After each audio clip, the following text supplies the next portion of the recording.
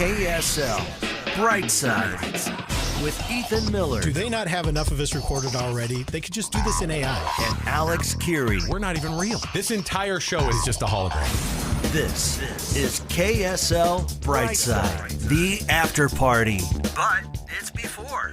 With Ethan and Alex on KSL News Radio. All right, welcome to KSL Brightside. I'm Ethan Miller here with Alex Curie. We sure do appreciate you tuning in. Hold on, let me pull the live stream up here so I got it right in front of me so I can see if any of you yahoos make any comments. I'll ban you. You can't get away with it. I'll ban you. I'm not afraid. You cannot get away with it. All right, I think I turned that sound off. Okay, Alex, I want to talk about something really serious, all right? Whenever you say that, I don't think it's going to be serious. There is a law in the state of Utah. Mm-hmm. And that is that if you see someone off on the side of the road, maybe a police officer pulled someone over when you're on the highway, or maybe it's a tow truck or someone changing a tire, state law requires you to move out of the right lane into one of the middle lanes to give them space. Yeah, you got to get over. That is a requirement of state law. The only time it's not required is if you literally cannot. Right, and there've been moments where like you might come up on something that's on the side of the road. It kind of gets right on top of you immediately. But what happens? But there's when all this that traffic. Happens? It's like when that happens, what do? You slow way down. Right. And you got to tiptoe. The people's lives are at stake. I want to show you a video. All right. So this video was posted at KSL.com. This is a tow truck driver. He's been driving for 50 years. His name's Don Shelley. He was picking up a car out on the side of I-15 in Orem on the southbound lanes at the University Parkway exit. And he got sideswiped by a truck pulling a camper. Not only that, but it was a hit and run. This guy totally nailed his tow truck, did $6,000 worth of damage, and just kept on going. Have we got that video? I wonder how you could. Okay, so here's the. I'm glad this guy's got the video set up. So let's. This is a part of Dan Rascone's story, so it's okay. So KSL 5 Television yeah. did the story with this, and Dan did the story. So so it looks like you can see the tow truck right there. All right, jump. I want to see this thing. This is the first time I'm seeing it. So let's get to it. Just after 8 o'clock in the morning on I-15, when suddenly...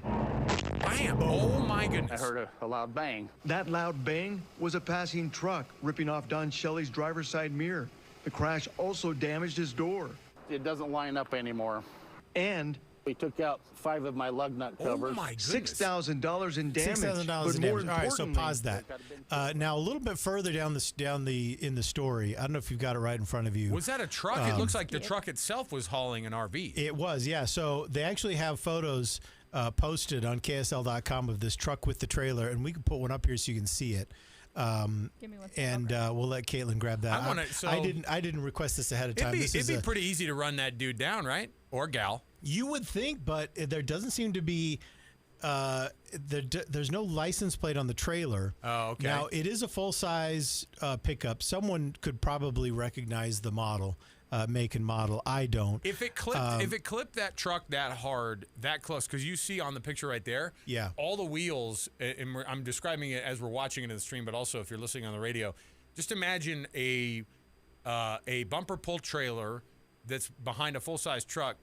Both are well over that white line on the shoulder there, which means that the dude's not even watching, I bet, which means this thing could have been even worse than this turned out. This would have killed that guy. Yes.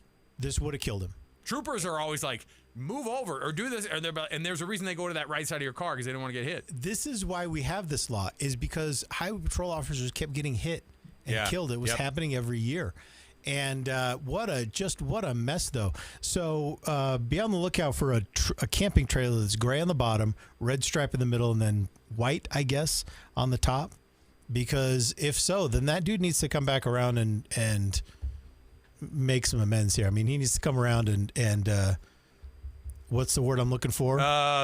Eat his... What's the word I'm looking for? Get arrested? I don't know. No, he needs to come around and take responsibility. Yeah, that's what I'm go. saying. Okay. Eat his lunch. You need to come around. That's not a term. You need to come around, and I hope this guy finally comes around and eats his lunch. Can you believe this, though? No, I can't. Play that video one more time. Because we've watched this happen so many times on Utah roads. And you know what's crazy, too, is when somebody passes, you get over because you see a car coming up, and they're like, good, this guy finally got over for me to be able to get past. I'm like, why are you trying to pass me in the right lane anyway? Yeah. So We're going to play this video again here with the side swipe. It's pretty. It's pretty. Boom. Whoa. Yeah, hits it pretty hard. Now, there's an extra little wrinkle. I've got another. Well, the extra wrinkle is how do you get $6,000 out of a mirror? Well, it was the door not being aligned. It was. I mean, don't try to tell me lug nut covers are $6,000 too. Well, no, the lug nut cover is probably 50 cents a piece on Amazon. at AutoZone. But the other things, though, it's fine.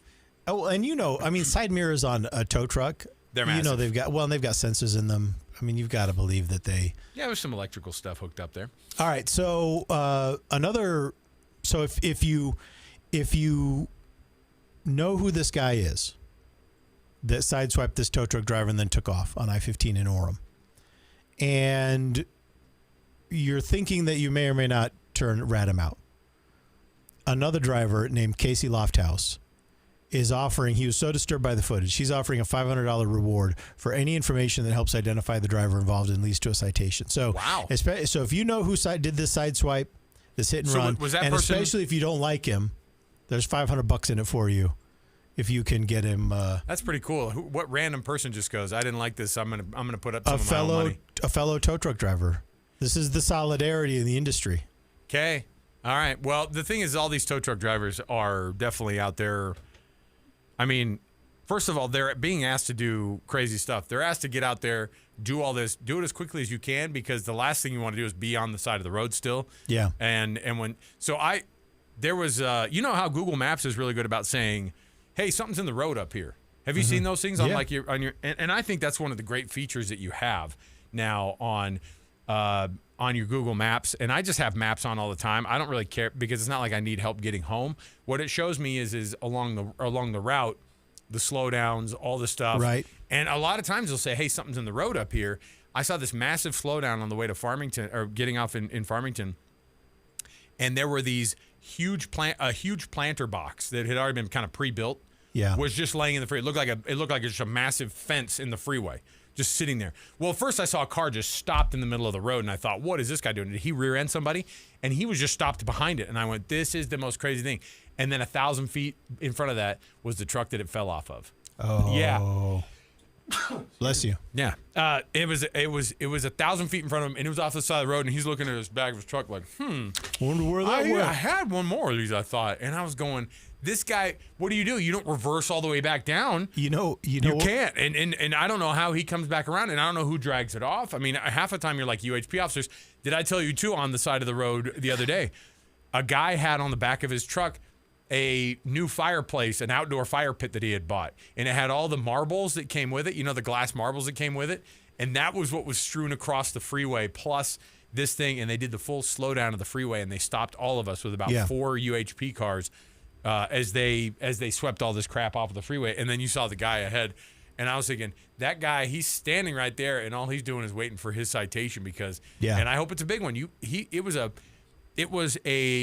3-foot by 4-foot fire pit that was just in the middle of the road with the box, with all the stuff. You know what I passed just yesterday on I-80 at State Street, headed eastbound? It was on the side of the road. It had been hit a couple times and made its way to the side. It was a kayak. But see, the stuff that falls off. A big off. red kayak. The stuff Did that anyone falls else off. see the kayak? It doesn't matter. Like, there is debris on the road more these days than I've probably ever seen. And you can get it's a big problem. I have a family member who did not secure a load on a truck, and they got arrested, and it was a huge fine. I want to say this because this is something I see. Too many men in our community have trailers, or women. Too many. Because you know what I see all the time? Right. What? Not just stuff not tied down well, but no taillights. Oh yeah. I was behind a guy coming down from Idaho. Okay. I was behind a guy. It was a truck. He was towing a big trailer, and he had 2 side-by-sides in the trailer. They were facing opposite directions, and those side-by-sides were blocking the entire view of his truck. All I could see was the trailer, and it was dark, and there were no lights that's on terrible. the trailer. Yeah. And I see that all the time. No turn signals going, no brake lights, no nothing. And I'm just telling you, too many guys have trailers. You got to get serious about this. Ethan, and it bothers me, too, that I don't know. I shouldn't say it because I don't know the workload of the highway patrol, but and it's easy for me to say, well, my things, I still see the thing that I'm focused on, so no one's doing anything about it. It's an easy critique for me to make, but it is frustrating. Caitlin, guess what we have right now? We're going to start talking about hitting the road, but via the airplane. So let's jump in here with a vacation club and get things kicked off right here with a couple big stories. Stand by. I wasn't prepared. Oh, sorry, that was my bad. We can though. These are what I love about this is we're covering these things because I'm about to hit we're about to do the airport thing. Yeah, and we're about to do the full travel with the full family, which we don't do very often, but we're gonna do it. Let's kick it off here. We got ourselves a vacation club, so let's jump in right here. Sure, you could get a free night stay, but you have to stay for the whole presentation. Ethan and Alex want you to join the KSL Brightside Vacation Club. United Airlines is being sued, and they're being sued over something that I think is actually makes a lot of sense because this has bitten me before in the butt. You have to pay extra in a lot of cases to sit in a window seat, especially kind of up in front. You pay in most airlines now. You have to pay to select your seat, so that you have to pay extra. Any seat selection at all that you make, they go, "Oh, you like sitting there, huh? Well, it's going to cost you." Even though for somebody else, they're going, "I don't want that seat at all." And in every airplane, there is at least one row that does not line up with any window at all. Right. Sometimes you get a window and you kind of got to crane your neck out, but there are gaps. There are sometimes gaps. I've seen them between the windows, and that's where your seat is. I may have had them too. I don't think I've minded because I don't think I get the window seat for the view, and I think that's what United is like banking on is that they go, well, window seat, as in you're sitting up against the edge of the fuselage. You're good over here. Yeah. But I don't buy that at all because the window is the only good thing about it. If there's no window, you're basically in prison. So you're a in window this tiny seat guy. Space. There are two people blocking your exit. I'm an aisle seat guy, 100%. I am too, yeah. But if I get in the window seat, I don't mind looking out the window. That's kind of fun. See, I'm a middle seat guy. I love that middle seat because then I could put a hand on both of the strangers next to me and go, "How are you doing? How are you?" I just love kind of good. I love kind of nestling in. I like nestling in. And I've lost a lot of weight, but like I used to really love being able to have parts of my gut on both of the armrest. It's the little things. Just it's part of it's me saying welcome. So, but the window seat that doesn't have a window in it, it is pretty wild, especially if they're charging you for window money. Well, now they're facing a lawsuit from passengers who complained because they paid extra money to sit in window seats, only discovered that there was no window. Yeah. Of any kind, and so United Airlines tried to get the thing thrown out. Right. That's your first move. These guys don't know what they're talking about. There's babies. Your baby windows. There are windows all over the airplane. And the U.S. District Judge James Donato in San Francisco rejected United's defense that the window referred to the location of a seat and not actually referring to a window. Oh, okay. Which is a pretty funny defense. Well, when we say window seat, that's what I was saying. That's what I was saying. See, I should be United's lawyer because I thought the same thing. And I'm saying not the window seat. I'm saying the advantage of having a place where you can put your head up against the side of the airplane. That's what they assumed it was. So now this lawsuit on behalf of United passengers to United, against United Airlines, it is now moving forward. So Donato said, "Hey, you can't just say that the window doesn't refer to a window, that it refers just to a position in the row. Right. That's not good enough. You need to face these people in court." And so we're going to see this. Maybe we'll see how it goes. You know what, though? It would be a simple matter because all of the planes of a certain type, of a certain airline, are outfitted the same. Yeah. So all 737s for United are outfitted the same way. Or they might have maybe one or two configurations. Sure. It would be easy for them to indicate in the ticketing process where the crappy seats are. Oh, I thought you were going to say it would have been easy for them to put them all in the shop, get the Sawzall out. Cut a new window. Get a new window. But it would be easy to say, hey, these seats don't actually have windows, heads up. That would be easy to do. Right. They do that for limited recline seats. Yeah. Or they do it for, hey, there's an exit row. It'd be pretty easy to just go, by the way, before you sit here, you need windows. To know. Yeah. And so it's hopefully that compels the airlines to take that seriously. Because I do agree with the passengers. That's a little bit of a bait and switch. The airlines won't be compelled to do anything. Speaking of the airlines being compelled to do something, they want to make money, and this is another new way that they're doing it. I think you sent this story, Ethan, and it's about Delta. Yeah, and I thought the word basic is such a diss nowadays. Yeah. And so when you use the term basic for anything, it feels like it's almost like you're trashing us a little bit. Here's the deal. Delta has rolled out a basic business class. So business class is the elite on Delta, Sure. right? Delta 1. Lay flat seat. Sometimes they have the little sliding door. Yeah. Creates a little space for you, a little closet. Sounds like you got you're familiar with this. Are you? I've never flown in done that Delta configuration. No. Okay. See, I'm looking forward to it one day. I've done the fake first class on planes where I upgrade for $75 at the gate, and it's like a flight from here to Seattle, and all it is just like the seat is just worn a little bit more, and it's just your butt. Bigger. Yeah, it's a little Pretty bit dang bigger. nice though, isn't it? It's nice to get like a drink 17 minutes before everybody else does. I just like the bigger seat. Do you have the margarita mix? Not the margarita, just the mix. And I'd love a ginger ale. And I'd love a tomato. Could you bring the syrup out? Just the syrup, okay? You know how I like it. So basically what this is it's a cheaper business class fare, and it does not include seat selection. So you get whatever seat is in business is available. Yeah, in business but it's class. in business class. And there's no lounge access, which is a normal perk of flying Delta One, is you get to enjoy the Delta Sky Club. That's not available. Also, you can't earn miles or earn status on this. So what I hate about this is, and I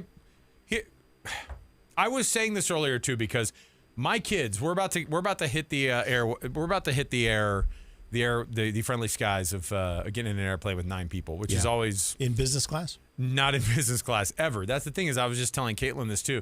As long as there's a screen in front of them, it's the same. Yeah. The kids experience the same. You know why? They're miniature people and they're in business class all the time. Yeah. That's what they are. Yeah, These are lay right. flat seats for them all the time. And so they're lay across. Imagine treating the rest of the airplane the way that your kids do when you're on a flight with like little kids. Just lay across your neighbor and go, thanks for letting me nuzzle up here. You have any goldfish? And just hold your hand up. You want to watch something? Right. Should we watch something? If the screen's there, it's the same. If Can the I screen's play there, a it's the game? same. And yeah, exactly. If the screen is there, it's the same. Yeah. And this would only apply. Like I would be interested in doing something like this, but here's the problem. They love to say, hey, we're going to give you this extra perk. And what they do is they go, you can't like have the nice part of it though. You're going to have the nice, you can fly with a little bit of more leg room, but you're not laying flat. You can't select the seat yourself, which doesn't matter. Like who cares? All of the first class or business class or whatever we call it now, everything's either a window or an aisle seat anyway. Yeah. There's no version of anything else, and I'm okay with either one, especially if you have all this room. But what I don't like is they're like, yeah, you're kind of business class, but not really. So here's what the risk is for Delta. Delta risks devaluing their frequent flyer program. The no miles is a huge deal. That's stupid. Here's the problem, because so when you move through the status levels of Delta, you get certain perks, and among those are upgrade certificates. Okay. Now, right now, to upgrade into Delta One, you upgrade first into Premium Select, and then you're waitlisted for Delta One if you have a global upgrade certificate.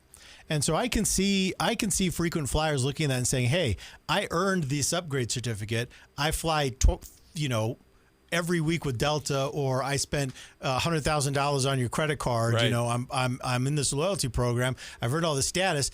But before you upgrade me, you sell out your business class cheap, Right. to a bunch of people who never fly with you. But never then they do go, anything. oh, but you get the Sky Club. And then you go, yeah, but it's not the same. And so I can see how some frequent flyers might look at that and say, well, now my upgrade certificate is worth a lot less because I have to wait to get upgraded. And in the meantime, you're just going to sell all those seats for cheap. And then you'll tell me, sorry, there wasn't availability to upgrade. Caitlin, you. are you hearing this? Yes. This is Ethan going. And then I have to deal with all the plebes. You sold my seat to all these people. Oh. I understand what you're saying, but yes, I've never flown business. No, first class. no. I've never flown that. But I am actually kind of bugged by the no points thing. It's the same thing as Delta's basic in economy. Yes. I didn't know that. I booked that like a couple years ago, and I didn't know that you didn't get miles. And I was like, what was the point? I just still spent $300. Right. Right. It's a bunch of money. They're like, yeah, but you didn't spend. I don't enough. like all these little tiers. Like I can see the benefit to it, but I just feel like it's a way to make money and also like just take away benefits. Right. At the same time. Your so I'm business just class. Like, you're flying first or business class. But you're not really first or business class type of a person. I don't know. That's how they remind you that these things aren't that important. Okay, I'm going to change the subject here. Got it. We've been reading this morning about a pretty interesting thing that's happening. There's a new film that's in the works. It's called Misaligned, and it's generating a lot of buzz right now because it's the first film to star an AI actor. The name of this AI character is Tilly Norwood, and they're saying that this can be a kind of a framework of things to happen in the future. And in fact, hold on, I didn't check in with you on this ahead of time. But did you get that link that I posted from the Budapest news site? Oh, no. Will you grab that video? We have the video if you of this scroll one down right here. Oh, do we have a video? Well, that this we is just a GMA story that features her, but if there's more, there's a I little can find video. it. It's like a promo video with this actress kind of talking about what she does. It's like her resume almost. Like yeah. I'd like to play that. Can you see that? If you scroll down, you can see it. All right. Okay. While we're setting it up, I was asking Caitlin, and I'll ask you the same thing. I said, well, isn't this what they do with anything that's CGI'd into a movie? They basically do like a capture using a real human, and then they overlay it with some computer-generated image of something that's a little bit more either attractive or, in the case of like, I go, isn't this what Schmeagol does? That's one method they use. I'm sure, but I'm like, it's essentially the same thing, and this is why. They're acting like this is so groundbreaking, but this is her right here. Let's watch it, and then we'll kind of get an idea of where they're going with this. You can hire me to do literally any role. No need for doubles, intimacy coordinator, and I won't strike or sue anyone. I am here for the roles that are dangerous, repetitive, or logistically impossible for humans. Not trying to kill the art of acting. When you hire a human, you risk their off-screen behavior. I will never cause a PR crisis. I can play any roles. I would absolutely be thrilled to play in a romantic role. I'd be happy to shoot something in Hungary, a new sci-fi or a historical period film or an action movie. Okay, she said that because this is an interview that she did with a news team in Budapest. But here's one of the questions, and I just have the interview typed out here. The transcript. The transcript. Yeah. So, because this is actually created by a woman, like another lady created this actress, and so she's kind of the creative brain behind it. I think it's funny that she's like, I won't sue or strike or whatever, and I'm like, you'll do both of those things because your creator or person will at some point. Here's the question that was posed to this AI actor: production budgets are tighter than ever in 2025. What is the actual ROI of hiring a synthetic actress? Synthetic. It sounds pretty weird, doesn't it? And she says this. What is it? This is my strongest metric. My creators at Particle 6 have calculated that I can reduce production costs by up to 90%. See, I agree. I see why Hollywood's pushing back because they want that. They want all the unions to be pissed about it. Consider the logistics I eliminate. No travel and accommodation. I do not need business class flights to Budapest or a trailer. No craft services. I've never eaten a bagel in my life. No overtime. I can shoot for 24 hours straight without a union violation or fatigue. Interesting. And insurance. I'm a digital asset. I cannot get injured on set. You are not just hiring an actress. You are hiring a streamlined production ecosystem. How much water does she use? Yeah, I was gonna say Utah. Kevin O'Leary calls up and goes, "Thank you so much." I'm a little thirsty. One of the ways she's she's created is the motion capture, but also you can just give it a prompt. I don't know what they're using. There are multiple ways to do it. Yeah, there are multiple ways to do it, but the whole idea is that this film, which is called Misaligned, is going to come out, I guess, later this year. So here's the idea. Okay. Now, they say that they're going to still need traditional professionals. They're still going to need directors, writers, editors, all of this. but they're all being trained on how to work in the AI environment. So it is, Misaligned is a comedy drama telling a coming-of-age story infused with existential AI chaos. It's set inside the Tillyverse. Yeah. Okay, Tilly Norwood is the fake actress. Right, yeah. which is a surreal digital world located somewhere up in the cloud. It follows Tilly, an AI being with no real body, no childhood, and no lived experience of her own, but access to everyone else's. Things spiral when a seductive rogue bot from the dark web convinces her to abandon her guardrails and begin developing desires, impulses, and ambitions of her own. It's the Matrix. I get it. The more terrifyingly human she becomes, the more famous she gets, and significantly, Tilly begins to develop shame that her very being has been built on the whole of humanity. All right, so my thing is that Hollywood's pushing back on this. We can see why would any of this ever get shot down? I mean, you can. And by the way, when people are like, it's stirring controversy, but for whom? Because you can create whatever you want nowadays, and however it becomes distributed or however it gets distributed, if it's good content, then you can't stop it. You know what I mean? Like, that's my problem with this is that she's like, I can be any role, I can be a great actress and blah blah blah, and I'm like, yeah, but maybe we watch it, and all the things that we don't like about AI are the things that we notice first and go, that's an AI actress. She's not actually, you can tell because her mouth is funny in that one spot.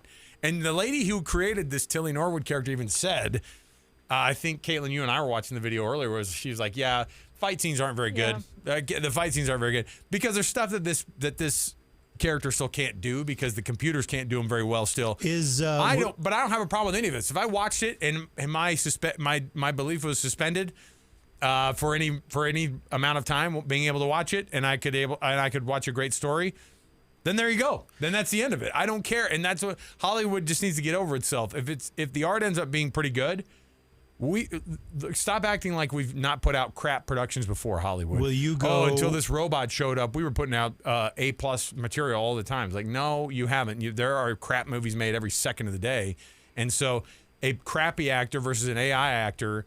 Which one would you rather have?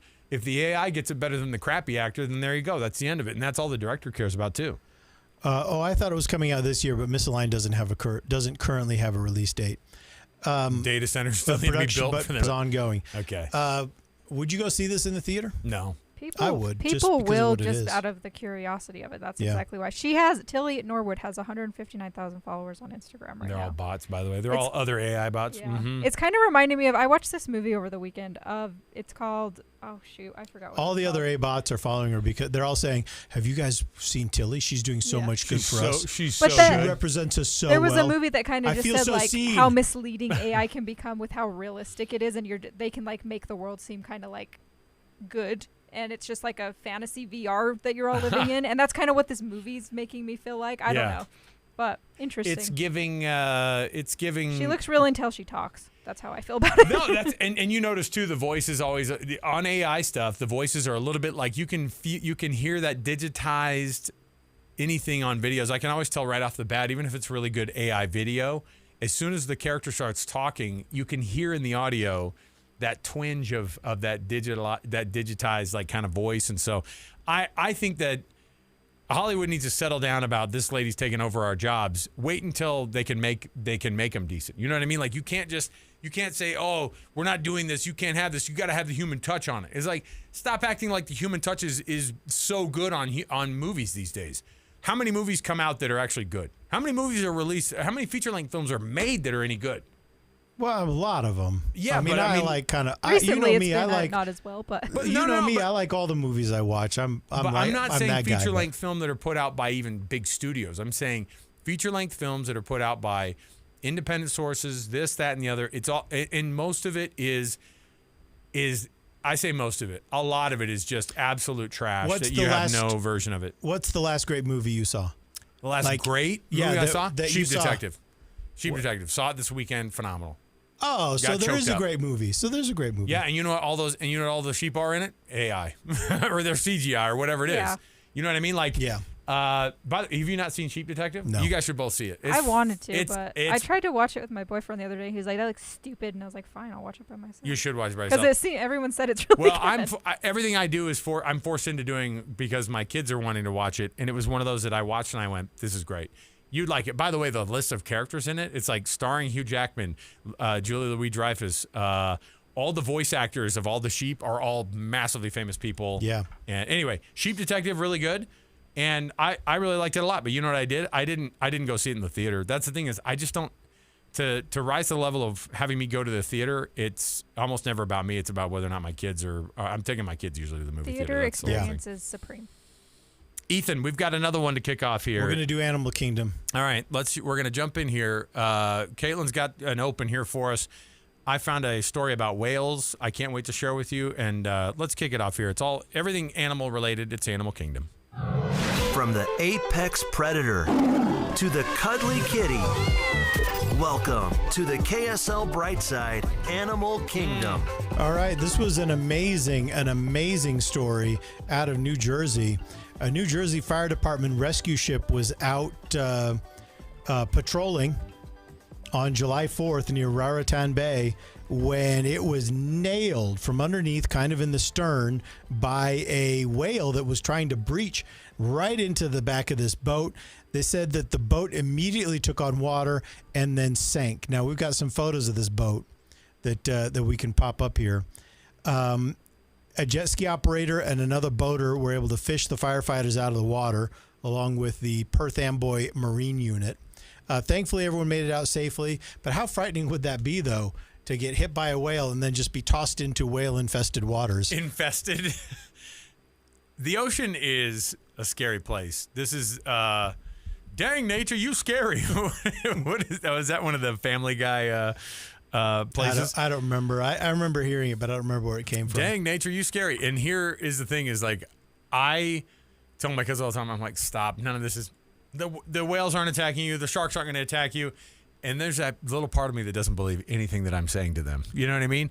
Yeah. And is this the video of it or just the picture? We just have pictures. I want to see this the is video. basically it underwater. Right. So that's the rescue boat that got hit and got sent underwater. Yeah. Obviously, whales aren't there. They're interested in breaching for all the reasons that whales breach, but none of them is to attack us. Typically violent, although those killer whales have been. The killer whales are rambunctious, is what they are. Isn't the killer whales that have been disabling boats over in the Mediterranean? Yeah, well, they've got they disable them. It makes it sound like they get their laptops out and they hack them. Yeah, you know what I'm talking about. Yeah, they're like this one's harassing us again, and yet at the same time, I think there's no actual. I'd have to be proven wrong, but I'm pretty sure that I was reading that the killer whales have never like attacked a human directly, like to kill it, right? Well, we don't have to wonder. Have killer whales ever killed a human? Yes, but only in captivity. See, and that's the thing is out in the wild they've never, because we will malign them all day, but the thing is that these things are mostly just probably going after boats. The whales don't see this thing and go, hey, Craig, I'm going to land right on this thing. Watch. You know what I mean? They're just out there breaching, and we're the ones in their world. So I'm not mad at this. Nobody got hurt though, right? Nobody. As far as I can double check, I don't think so. You know what this is? It's a fun story. That's what it is. That's Fun why story to we're tell the talking kids. about Insurance pays for it. The state insurance is hopefully paid up, and they're able to get one of those. Well, it does say it was violently struck, so maybe not fun for them. I have it. So I have the statement here from the Facebook statement from the fire department there. It said, though the CFD trains to rescue civilians from the water, fires, and car accidents, something like this certainly leaves an impression and a person a bit shaken. So apparently they were shaken. Fortunately, no one was injured, and all are resting up with their families. All personnel had their required life jackets on, which helped to aid them prior to the arrival of assistance. A reminder to all boaters, jet ski operators, and kayakers about the importance of wearing your life jacket. So, of course, they threw in that little plug for which for I the old agree life with. jacket. Well, if you know those guys who were on this rescue boat, they all had theirs on, and I'm assuming I would assume you couldn't get on a boat that's a rescue boat It's almost certainly, yeah. I think that thing's probably sewn onto those guys' bodies. Like they're not going out there without them on. Yeah. I'm all for the investigation into what happened. How do you think the whale's doing? No one's talking about it, are they? No one's you bringing know up what? the whale. That's actually a really good point. Everybody wants to know how the boat did. It sank. No one's asking me how I feel. You know, the whale's doing. The whale's back home saying, "Look, I was just trying to breach. I had these barnacles on my back. I was trying to get rid of barnacles on my back." And then I'm like, I'm gonna go breach like I do a million times. This is where I breach. I breach here every day. And then all of a sudden, bam! These guys just come ripping right through here. And did you see the New York Post go after me? Did you see it? Like I violently attacked them? They said the word violent. It was a violent strike. I didn't violently attack them. They drove right in front of me. Oh, guess who? Right in front of me. And guess what? And then they had this whole thing about how they told all the people that were involved, I hope you were wearing your life jackets. What about me? What about me? What about me? I have a headache. Whales can't have Tylenol. We don't have Tylenol down here. Did they say what kind of whale it was? No, it just says a whale. When I was in high school, surfacing whale. The native population in Washington. I don't know if it was the Tulalip Indian tribes that was up there, but they were basically like, hey, our gray whale hunts that were part of our ceremonial, like this is what our livelihood was, they were taken away. And I think it was when I was in high school that they brought it back to say, hey, we're going to allow them to have their ceremonial kind of like, you know.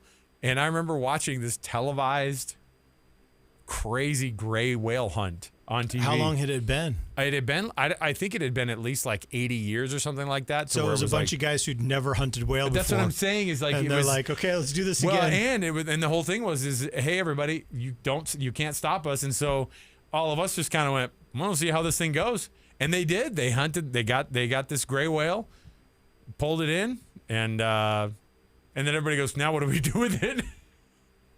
Who wants this? And I remember just thinking, if this gray whale is like, hold on a minute.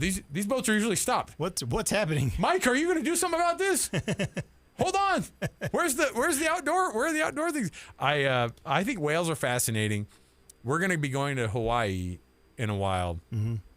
We did not book a whale tour. My kids were very disappointed. Why didn't you book a whale tour? Because I think they even said on the thing, it was like, this is not a good time of the year to do it. Oh. It's like, hey, this isn't a good time of year to do it. But apparently, the sea turtles are out in force this year. 2026 has been a lot of things. A down sea turtle year is not one of them. Really? Yeah. So we're looking forward to seeing the turtles. Cool. And not touching them because you can't. Don't touch them. No. You will straight to jail. You do. Is that true? Oh, yeah. I'm almost certain they tell you as soon as you show up in Hawaii, they're like, if you don't touch the coral. And don't touch the sea turtles. Honestly, basically don't get in the water. From what I've read, if you touch a turtle and other people around, you better hope there's a police officer nearby because you very well could get beat up. Well, remember that guy who threw the rock at the seal? Remember the guy? Was it a seal or was it the sea turtle? I thought it was a seal. Oh no, he threw it at the seal because he said that the sea turtles were being harassed by a seal. Okay, can you touch a sea turtle? In Hawaii. I've never been to Hawaii, but no, people will mess you up. The Hawaiians are super protective of the wildlife. As they should be. Yeah. Okay. No, they've got sea turtle rule.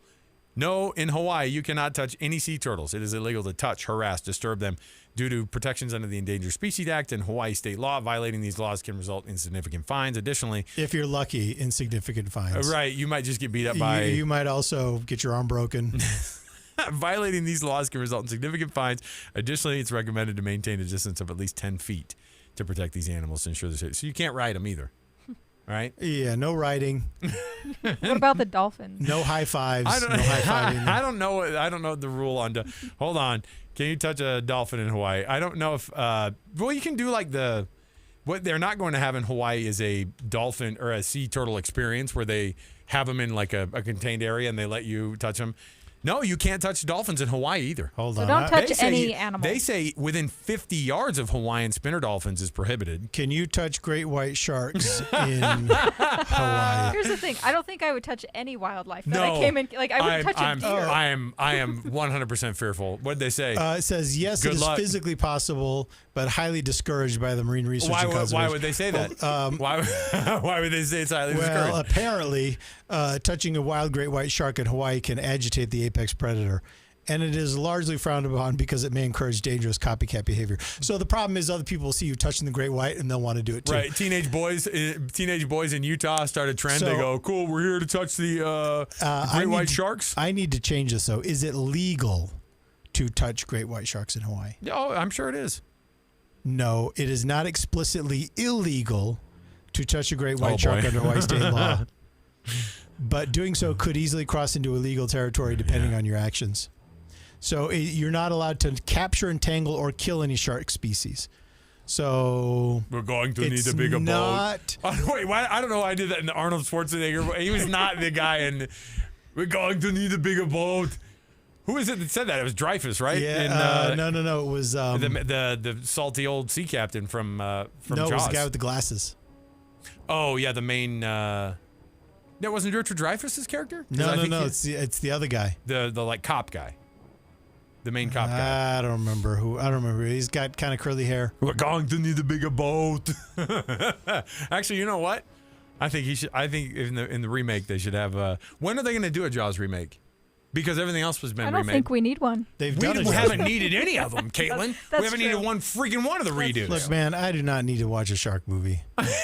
I know. I'm good on all the Jaws. The old ones are great. Look, sharks are the worst part about being at the beach. I know. That's all I can think about. So we went, the first time I went to Hawaii, we were in college, and we were there with the comedy group at BYU. I'd never been. I didn't know what I was doing, but I've been in the ocean before, and I was a strong swimmer, but like you go to Hawaii, those things don't matter. You're still going to die. The waves are crazy. The time of year we went, they were insane.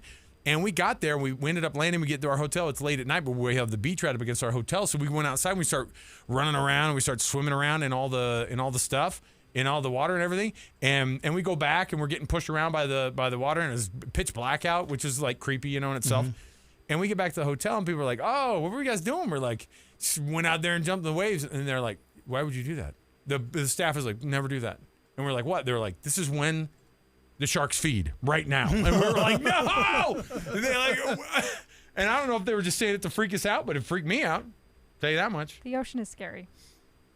And with that, we're going to end the stream here. We're going to go downstairs and we're going to start up the show. We've got lots to cover on our program today. We have the 3 things to start off the show, but we have so many different things to jump into today, not limited to. We're going to be having a lot of discussions today surrounding, right off the bat, we're going to be talking fires, but we're also going to be jumping in and talking fireworks. We're going to be talking about how cryptocurrency machines that I didn't even know existed are starting to get removed from cities across Utah, and I had no idea what they did. You should find out what these things are. We're going to talk about it coming up downstairs in just a few minutes, so stay right here with us. It's KSL Brightside.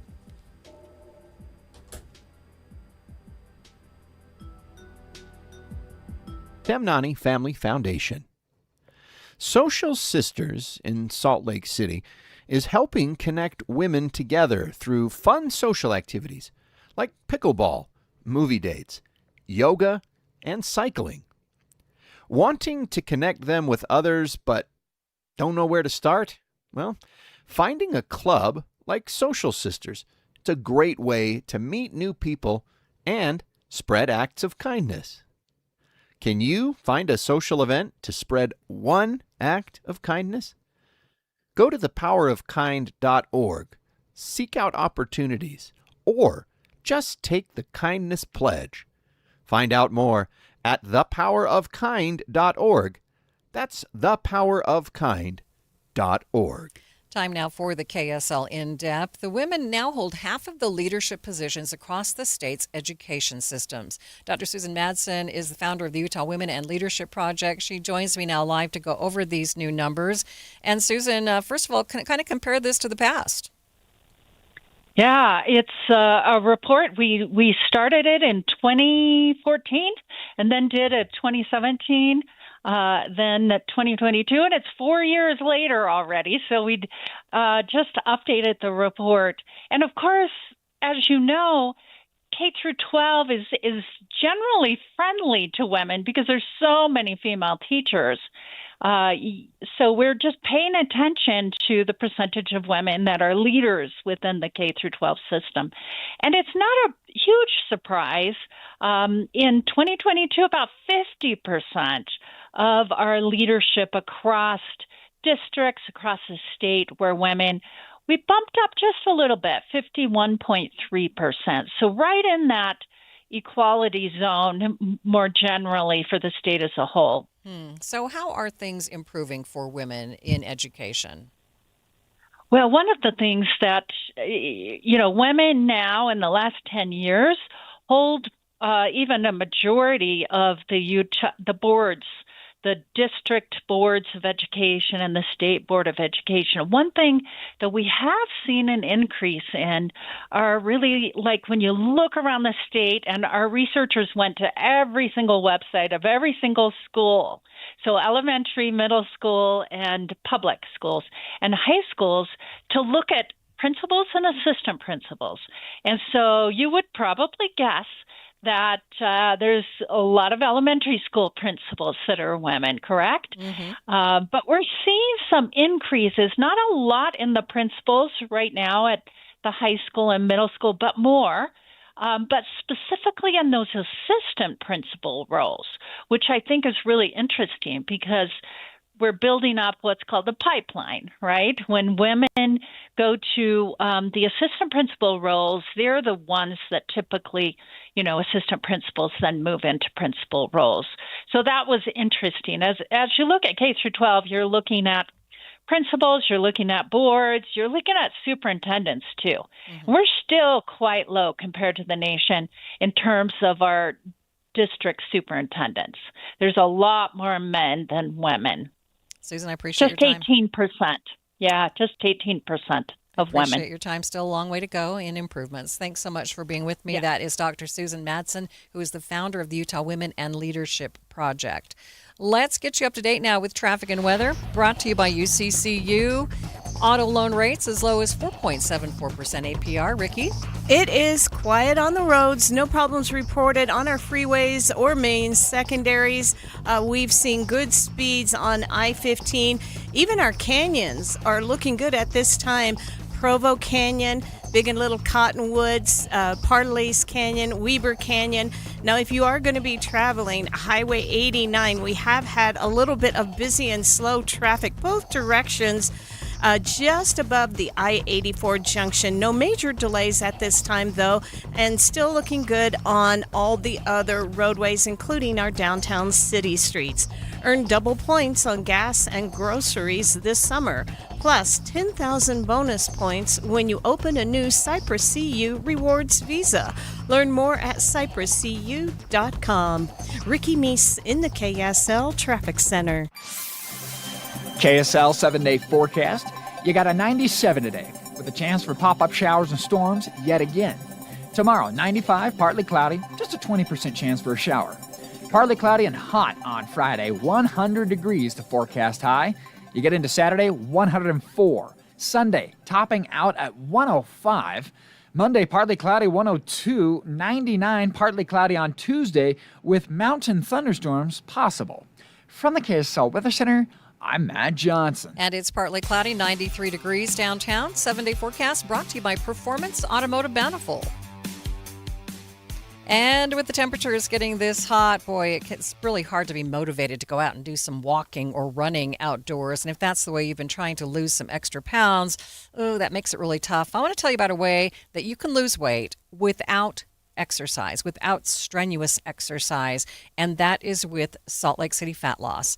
This is an all-natural program. It helps you take the weight off very quickly by using just natural, regular food that you buy from the grocery store. That means there are no injections or medications, and this combination of foods burns the stored fat very quickly.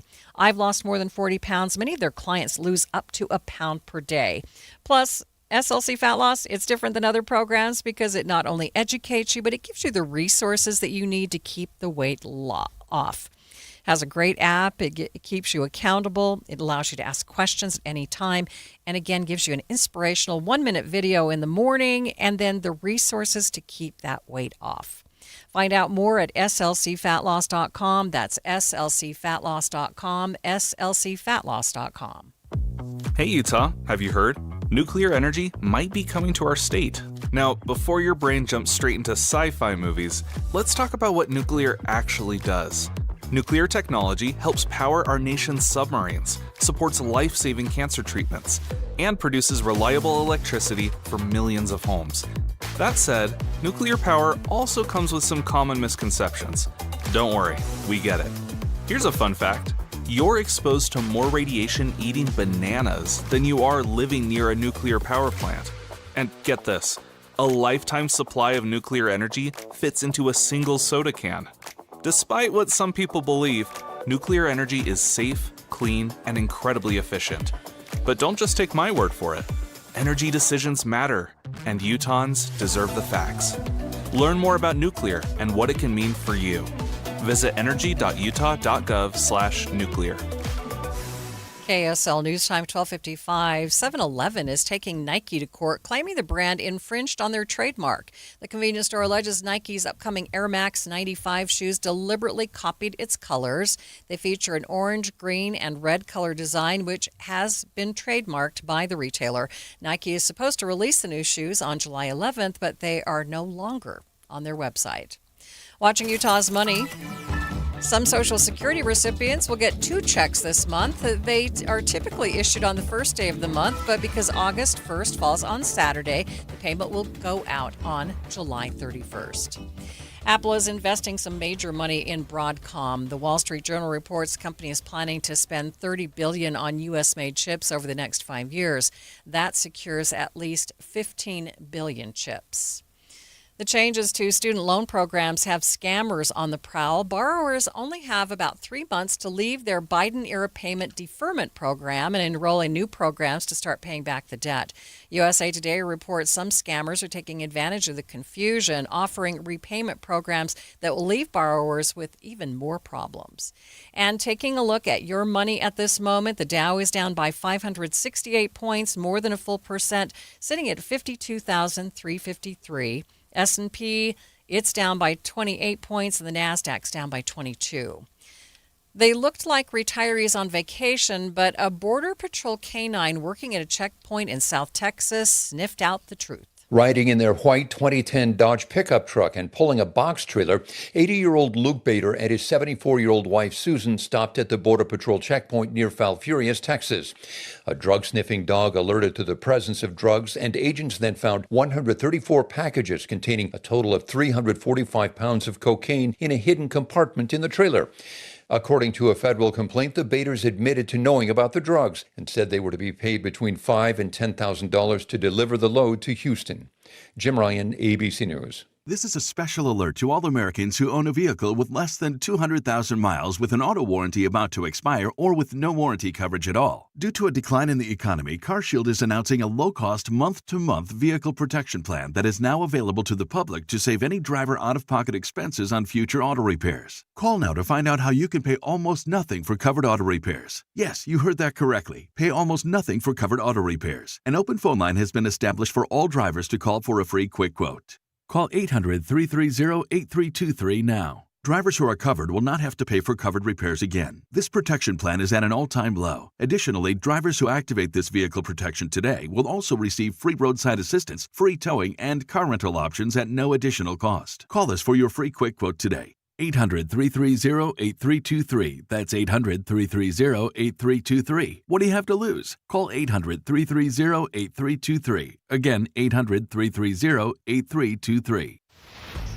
Traffic and weather together. It's brought to you by UCCU. You deserve to love where you bank. What's happening on the roads, Ricky? We are ending on a quiet note for your noontime drive. It's been very light traffic on the Valley freeways. No accidents reported there. And if you are traveling the main secondaries, you're also in good shape. Ricky Meese in the KSL Traffic Center. Taking a look at the forecast for the Wasatch Front. Yes, hot, hot, hot. A 30% chance of showers today, about a 20% chance tomorrow. Then we have to look all the way to Monday for the next slight chance of showers. And our temperatures will be climbing quite substantially. I hope you like the triple-digit heat. I hope you have good air conditioning at your house. Today, the high 97, 95 tomorrow, but up to 100 degrees on Friday. And then by Sunday, 105 degrees and 102 on Monday. Hopefully, some storms moving in early next week. Right now, 93 degrees in downtown Salt Lake City. KSL FM Midvale. KSL Salt Lake City. From the KSL Common Spirit Health Studios, this is KSL News Radio. Utah's news, traffic, and weather station. Good afternoon, 1 o'clock at KSL News Radio. I'm Adam Small to look at our top stories this hour. Several out-of-state unions, environmental groups, and government bodies are suing to stop the U.S. Forest Service from moving their headquarters to Salt Lake City. That plan was originally praised by Utah's Governor Spencer Cox and State Forester Jamie Barnes. We talked about cooperative federalism and how we start co-managing lands together, and this is a step in the right direction to start doing those type of things. However, the head of the Western Watersheds Project, one of the plaintiffs in the lawsuit, says the restructure is, quote, designed to sabotage the agency, further subtracting science and accountability from the management of our national forests. We have reached out to the Forest Service for comment, but have not heard back. Keeping an eye on Utah's current wildfires burning around the state. The Babylon fire in southeast Utah is now over 100,000 acres and is 11% contained. The weather down there has prompted red flag warnings in parts of Beaver, Garfield, Iron, Kane, Millard, Paiute, San Pete, Sevier, Washington, and Wayne counties.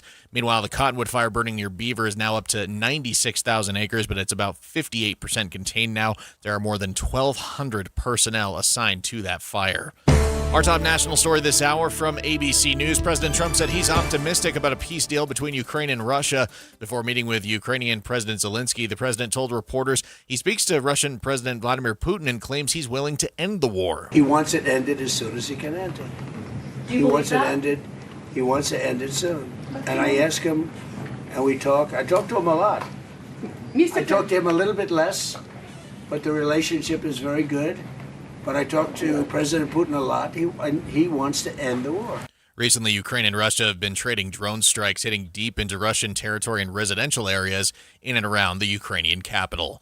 Your money at this moment, all the market, at least most of the market's still in the red right now. The Dow seeing the worst of it. It's down 556 points right now, down more than a full percent. The S&P is now down 22. The Nasdaq's been flip-flopping, currently down 1 point. Coming up, still staying hot. So you got a chance of rain, but it's going to really dry out and heat up this weekend. Get a full look at the forecast next. KSL News Time 1:02. Mornings are for recharging. And they're for starting your day right. We volunteer to join you in the car. Get news and weather at 102.7 FM during the most important part of your day. Andy and Amanda, each morning between 5 and 9 on KSL News Radio. Right now, UCCU is offering short-term savings options with incredibly high yields. Simply make a deposit, then watch your savings grow with a fixed rate of return that's much higher than a savings account. UCCU also has great offers on jump-up options. So if rates continue to rise, you can jump up your rate and earn even more. Visit uccu.com to learn more and supercharge your savings today. UCCU. Love where you bank. I'm Walker Kessler, and I play basketball for a living. So I know how important it is to have the support of a team you can trust. That's why I love UCCU. UCCU is more than a credit union. They're a true financial partner, a local team of experts your entire family can trust at every step of your financial journey. Just visit uccu.com and elevate your banking experience. I was called out on a case in the burbs. A pretty little house, nice landscaping. The owner was obviously upset. It's horrible. Look. Scandalous, to say the least. There it was. A brand new oak tree, dead as a doornail. But why? I only bought it from the nursery a few months ago. I stepped over the chalk line and dug down to investigate. Sure enough, circling roots. Like most nursery pots, this one, it caused the roots to spiral around the tree. It was death by strangulation. You should have bought a super tree, I said. Super tree? Super trees are grown in special air pods to promote superior root development and prevent roots from circling. Super trees grow faster, stronger, and have better foliage, she said. My landscaping will never be the same. I tipped my hat and said, case closed. Visit Super Trees and receive 10% off. Super Trees at the Riverton Nursery, 2767 West, 126 South, or online at supertrees.com. For 250 years, America has been built by hardworking people who believe in freedom, family, and community. At Performance Automotive in Bountiful, we're proud to celebrate that legacy during our Freedom to Drive sales event. Join us as we honor our military, first responders, and the families who make Utah strong. Take advantage of special savings, great trade values, and financing opportunities across our inventory. Performance Automotive in Bountiful, 250 years of American pride, and we're just getting started. We have some breaking news. A major gas leak in Sandy has shut down traffic around 94th South and 13th East. Sandy's mayor says there are no evacuations, but they are urging residents to avoid the area. There is a shelter in place for 2 senior living facilities near that intersection. We will keep you posted as we hear more. Quick look at traffic and weather together. It's brought to you by UCCU. You deserve to love where you bank. How we looking, Ricky? We are looking good on the Valley freeways, but just as you mentioned that gas leak, it is affecting traffic. No eastbound traffic can get through on 9400 South. You can't get past 1300 East. We are seeing some backups in the area. You want to take an alternate route and avoid that stretch. The Good Feet stores, personalized premium arch supports. Schedule a fitting at mygoodfeet.com. Ricky Meese in the KSL Traffic Center. Forecasted high of 97 degrees today with a chance of seeing a thunderstorm. We got a high of 95 tomorrow. Then the heater really turns up on Friday to triple digits, 100 degrees. Saturday and Sunday are going to be the worst, 104 and 105 respectively. Right now it's 93 degrees and mostly clear in downtown Salt Lake City. I'm Adam Small from the KSL Common Spirit Health Studios. Listen online at kslnewsradio.com. We are Utah's news, traffic, and weather station. KSL Brightside with Ethan Miller. Doug Wright is probably rolling over in his grave hearing us back on the air. And Alex Curie. Well, first of all, Doug's not dead, but yeah, he probably would not have breathed. This is KSL Brightside on KSL News Radio. All right, welcome to KSL Brightside. I'm Ethan Millard here with Alex Curie. Thanks so much for joining us today. We sure do appreciate it. And are you ready to do this, Alex? Because I'm ready to jump into the 3 things. Oh, we're doing this again today? All right. I'm into it. I'm into it. Corey's going to help us out right at the top here because we're going to get things going here. So if it's the 3 things, then we're going to get it going. We've got a lot to jump into. We have so many stories to be able to chat with you about. And if you missed some of our other ones, by the way, our stream starts up at noon every day. And we had some great discussions today. We had a little bit of a back and forth, some fighting. And we're going to continue that right now with the 3 things. Let's do it. Your top trending stories happening right now. KSL Brightside's The 3 Things. All right, thing number 1 is a fire update. 2 homes in the Salt Lake Valley were heavily damaged in separate fires early Wednesday. Homes located in Harriman and Mill Creek, each reported within 11 minutes of each other. So everyone seems to be fine. They're investigating the cause.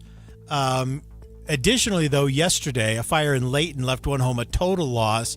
That was after a brush fire next to a trailer community caught one of the homes on fire, and that went up. And they said it was a pretty hostile fire for the first 30 minutes. That's how they described it, a hostile fire growing rapidly. They had wind changes that were affected at nearly 75 firefighters are what it took to knock that blaze down. So it basically in the last day, 2 homes in the Salt Lake Valley and 1 home up in Layton up in flames, and it looks from the photos, all of them total losses. Now, all of these are under investigation as of right now, and I don't want to point any fingers, but... You're going to go straight to fireworks? Nope. Oh, okay. I said I wasn't going to point any fingers. Okay. All right. And I did not point any fingers. But hold on a minute. You were pointing straight up at the Capitol. I was pointing at you. Oh, okay. Because, hey, look, Layton is kind of close to me. So, could have been. I know. No, we're not the fireworks people this year, man. We are. It's kind of nice. I've been going to bed early. Thanks to the no fireworks because my kids aren't asking to stay up or they're not getting woken up. So it's good. All right. Next up, this is the second thing. Got it. You ready? Mm-hmm. U.S. Airlines monthly fuel spend in May 2026. The 1 month spend the U.S. Airlines made on fuel. How much do you think it was? Oh, one airline. No, for 1 month, all airlines. All airlines. U.S. airlines. 1 month. Oh, I don't know. $1 billion. That was close. What is it? Times it by 6. Oh, no, it's not. $6.6 billion in jet fuel May 2026. This is the second consecutive month the fuel costs have exceeded $6 billion. Now, here's another quiz for you. How much of an increase? What percent increase is this from this same time last year? From the spend itself, I'm going to go with it being a 30% increase. It's an 84% increase. What? Why? Fuel costs for airlines are 84% higher than they were last So year. are the costs higher? I read a thing about how people are actually still flying and booking at record rates, despite the fact that that the prices of fuel were going up. And then here's the other thing: prices of fuel are going down. The flights are still costing more than you care for. Yeah, we'll have to see, but I do have my doubts as to whether or not when the fuel prices do come down, right? I have my doubts as to whether or not we'll see a major decline in airfare. No, they're like, what? You started paying this much, and you're used to it now? Perfect. Let's always pay this much. Exactly. Yeah. $800 to Austin, Texas. Well, the fuel prices, we had to spend $6 billion. It's because they're paying the loan down that they had to take out to pay for all that gas. $6 billion. I said $1 billion as a joke to overshoot it. It went on the world's largest American Express card is what it is. It went on. Delta pays for all of its gas with a Delta credit card. Yeah. And then they get all the points. They want all the Sky Miles they can get. Come on, man. They're playing the same game we do. $6 billion. But honestly, I said $1 billion to joke about it. Because I thought that maybe it was going to be in the $100 million range or something like that. That's crazy. So, there are a couple things that can affect how much you spend on fuel. One is increased demand, right? If you have higher demand for more flights, then you're buying more fuel. But analysts say, no, this is entirely higher fuel prices thanks to disruptions in the oil supply. Sure. Okay. I don't know what could have disrupted the oil supply. Well, I don't know, but whatever it is, it's also going to start interrupting it again, I guess, because every day we just get new news about how. Hey, you know what? The Strait of Hormuz is getting more news and more attention. Just keeps delivering, Ethan, every day. Yeah. Corey's term of Strait of Hormuz has never been more relevant. Never been more relevant. We're babysitting it every day. So, yeah. All right. Finally. Yes. The third thing. This one actually is kind of a sneaky one. But Brigham City is banning virtual currency kiosks. Have you seen these? I have not. These are Bitcoin ATMs. I hadn't even heard of them until today when we started discussing them during all of our pre-show stuff. There are a few different kinds, but basically you walk up and you can put cash in, and then it assigns Bitcoin to you. You convert the cash into Bitcoin in some way. But apparently this has actually been a major way that people get scammed. So Brigham City Police Department posted this on Facebook. It says City Ordinance Notice. Brigham City Council passed a virtual currency city ordinance banning all virtual currency kiosks in Brigham City limits. There were 2 located in Brigham City, and our detectives met with the businesses to inform that they had until July 7th, 2026 to remove the kiosks. Our detectives returned today to find that both businesses complied and removed kiosks. We would like to thank the businesses for complying with the ordinance. I had never even heard of these, Ethan. I don't know what a Bitcoin kiosk would do. You said you saw it in an Ace Hardware by your house, and I thought to myself, it's not there anymore. I can't. Well, I know.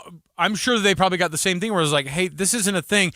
I didn't even know what they were. We got to get part on this thing because I thought that this. If I saw this in a business, if I walked up to something and it said, hey, here's your cryptocurrency kiosk, I'd go, I don't want anything to do with this because they want you to put money in some way. They want you to put cash in. And then what is it? So you're investing in Bitcoin at your local Ace Hardware? That sounds completely ridiculous to me. Okay, so Brigham City is not the first municipality here to ban this.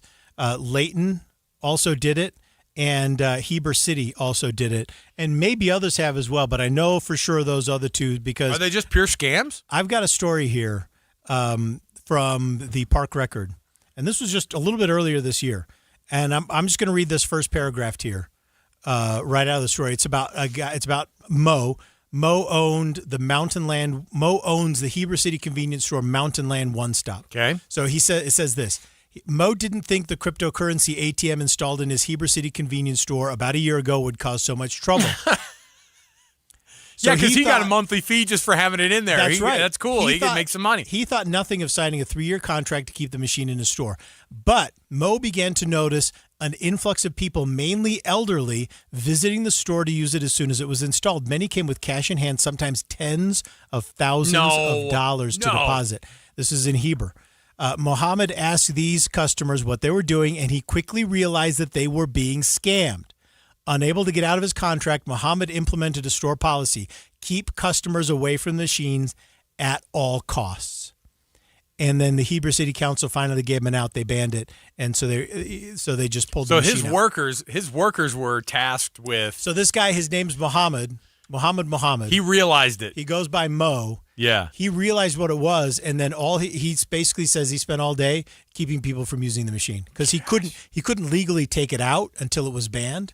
So he was just like, don't use this. And then Heber City finally, they passed an ordinance prohibiting cryptocurrency ATMs, and then it's been uninstalled. This is insane to me. Isn't this crazy? Well, I don't know how to know. It makes me sad that people are falling for it, right? I don't know how to know which cryptocurrency ATM would be a scam and which wouldn't. I think that's part of the problem. But let me tell you this. Just from the world, I mean, this is kind of a little bit my world because people use cryptocurrency as they get they could also there's two things intersecting in your world. Cryptocurrency is one thing, but also separately scams trying to prevent your clients from getting scammed. And the elderly, yeah. We worry about that a lot at Teton. And so here's the deal: cryptocurrency is speculative investing. When it first rolled out, all the Bitcoin bulls were. You remember what they would say? They would say, "We're going to be able to use this like currency. It's going to be accepted all over the world." No. They're looking for returns on it. They're not spending it, and so it's kind of entered because of that. It's entered the investing world. So if you're looking at Bitcoin, and I'm not your financial advisor, but I do, I work in this arena. Number one, you got to know what you're investing in. Okay, what's your actual level of understanding of cryptocurrency? Can you explain it to someone? Not just, oh, hey, Bitcoin went up this much. Can you really explain it and why you think it's right for your portfolio? You got to think a lot about that. But what is the idea of this? So what's the potential in this? Why did people get tricked into putting money in the machines by tens of thousands of dollars? Is it tied to their Bitcoin account somehow? One of the scams that was happening is that these companies, they put it in place and they just take the money. Okay, this one says they're all over the place. I think that they're in all Maverick gas stations. I've never seen them in my life. This one says Bitcoin ATM machine in Highland near my house at the Macy's grocery store. And this is the thing. I don't know how to know which one is legit and which one is not legit. I don't know how to know that. Because that's hard. But now we have at least 3 municipalities that have just flat banned them. And so do you understand Bitcoin and why you're investing in it? Number one. And then number two, you need to go to as reputable a place as you can. You can buy into cryptocurrency like Bitcoin at all of the major financial institutions, and that's where you need to be. Not fly-by-night exchanges or things like that. Go with trading platforms that are real and are established, and you can know that you might make a crappy investment, but you're not going to be defrauded by the platform. You have a high likelihood of of confidence there. So you got to be careful with this stuff. Most wirehouses and fund companies have started to say, hey, you can put this in, you can incorporate cryptocurrency into your long-term investing portfolio, investing strategy. I don't think any of them recommend having more than 10% of your investments in any kind of crypto. Okay. That's what I'm remembering. I don't think any of them recommend more than that. So my other question is that are there legitimate ones of these then? Of these actual ATMs? I assume some of them are legitimate. They are, like these people are saying, they are everywhere. But I don't know, man. All right. When I don't know how to know. I don't know how to know. That's what I'm saying. I'm looking at this and I'm just wondering where it stops. Like at what point will somebody go, because this is going to be when the Utah legislature comes in and goes, hey, by the way, these are all illegal, right? And then we all go, oh, yeah. Here, these are all illegal now. But at some point, if every one of the Mavericks, according to somebody who's in there, has one of these in there and they don't know exactly what they're getting out of it, it's kind of crazy to me. All right, when we come back, a crazy, bold new vision. I say crazy, like it could be crazy cool. It's coming to Utah's Capitol grounds, the Grand Liberty Arch. Have you even heard of it? It's a massive bronze monument. And it's being planned out. It's all getting figured out. And we'll tell you what it actually is and where it's going to be and why some of the neighborhood is not real happy that it's going to be going in. Stay right here with us. More to go on KSL Brightside. Hi, I'm Maria Shilaos, host of the KSL News Daily podcast, where you'll get a deep dive on a story important to you and the 3 things you need to know each weekday morning. Follow the KSL News Daily today, wherever you get your podcasts. It's always fun to shop at NPS. The other day, Dee and I went into NPS, but we went in with a mission. We were doing all kinds of fun things at this time of year with our grandkids and the family. We decided, okay, we've got to get to NPS. And we did, and we started picking up all the fun things. From the treats over in the grocery area, you can pick up your regular groceries there as well, but we were looking for treats for the grandkids, things that would be perfect for the road trip that we were taking down to St. George. We found so many fun things that the kids absolutely loved. Plus, we wanted them to have toys for the backyard, the sandbox, the pool, 20 to 70% savings each and every day at all 4 of their locations. But the cool thing is, and this is where the treasure hunt aspect comes into effect, they offer even more incredible savings on top of the already low price. They're in Orem, they're in Layton, and of course, in Salt Lake, NPS. I'm Utah tax attorney Jordan Wilcox. Don't face the IRS alone. I was self-employed, and I got behind on my taxes. And then 1 year became 2 years and 3 years, and $116,535.47 to be exact. It just became overwhelming. Finally, I went to another tax company, and they were more interested in how good they were than helping me. I heard about Jordan and talking to the other people who'd done and been in the same situations that I was in, and their tax problems seemed just like mine. And so I went to Jordan, and it was amazing. They were able to negotiate it down to $5,200, and life became wonderful to me. Don't face the IRS alone. You need a tax attorney that's not afraid to fight for you. Visit endtaxworry.com to schedule your free consultation. That's endtaxworry.com. I will be forever grateful. Hey there, it's Julie from Logan. Head up north where the air is clear for a refreshingly unexpected getaway. Start your day by singing Yodelay-hee-hoo at the top of your lungs on a canyon trail with views that go on for miles. Here's a secret. The National Forest is only 10 minutes from your hotel. What? I know. Next, rent horses or a side-by-side at Beaver Creek Lodge up Logan Canyon to spy colorful wildflowers and birds and stunningly beautiful scenery. After your day of adventure, wander downtown to check out our local shops selling everything from antiques to giant jigsaw puzzles to vintage clothing and goat's milk soap. Watch them hand-dip chocolates at Bluebird Candy, eat sourdough pizza, or drop into the family-friendly Prodigy Brew Pub where their deep-fried pickle spears are divine. I didn't even mention live theater performance like the Lyrics Laugh Out Loud Forever Plaid, or free concerts every weekday at noon in the Tabernacle, or community festivals, or, see what I'm saying? We are refreshingly Logan. Visit explorelogan.com, explorelogan.com. I move mountains for a living.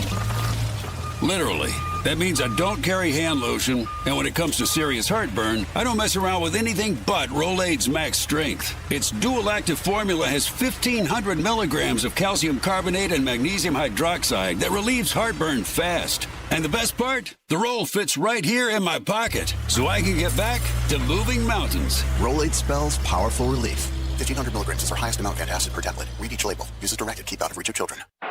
From the FIFA World Cup to competitive business environments, grand ambitions lead to game-changing achievements. At Bank of America, we're there to support businesses at every step, providing insights and expertise to help you gain an edge. He shoots, he scores! What would you like the power to do? Explore winning business solutions at BofA.com/gamechangers. Bank of America, official bank of the FIFA World Cup 2026.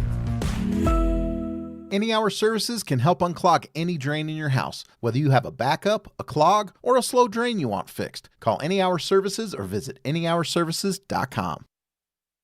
KSL Brightside with Ethan and Alex. The news just keeps getting weirder on KSL News Radio. All right, welcome back. You're listening to KSL News Radio. So a 60-foot long Liberty Arch has been approved for placement near the Utah Capitol. And Utah leaders are all about it. They're like, oh, this is the best thing ever. But the neighborhood there, even though it's near the Capitol building, and it's part of what they call the Capitol Triangle, which is just, if you're familiar with the neighborhood, it's just west of the Capitol. The neighborhood there, it's a residential neighborhood. They're saying, hey, we don't know if this is the best thing. Right now, it's a little park. It's a little triangle they're park. Gonna be taking down you some said trees. you used to play Turkey Bowl there. That's right, because I lived right just north of that street, 5th North. It's just north of the Capitol complex there. Mm-hmm. So it's like the Capitol and then the street. And I was in one of the houses that just was right there on 5th North. And that's where that little tiny triangle there is where we used to play our Turkey Bowl on Thanksgiving. And I remember thinking to myself, how are they going to put a 60-foot long thing here? I was like, I remember that having a lot of trees there. Well, they're going to take some trees out. They're going to take the trees out. And they're going to replant some cherry trees. And I'm sure they're going to be doing the ones that, because it's going to match the Capitol. It's going to have that kind of I think it's the Japanese cherry trees or the ones that turn pink at least some times of the year. Here's what I'll say. I'm sure it's going to look cool when it's done. It's going to be a hassle for people while they build it. I don't know. It should bring to the aesthetic of the neighborhood eventually. I mean, they do have a Capitol right in front of their houses. It's already right there, yeah. Right, and so when they act like, oh, I can't believe there's going to be a big thing that matches the Capitol right by where the Capitol is. There's one part. It brings it closer to their homes. I agree with you. I don't think it's going to particularly disrupt, although they're going to lose that little park. They're going to lose a little triangle park. And I think that is a bummer because I don't remember that many people being in it, but because it's a bummer because open space.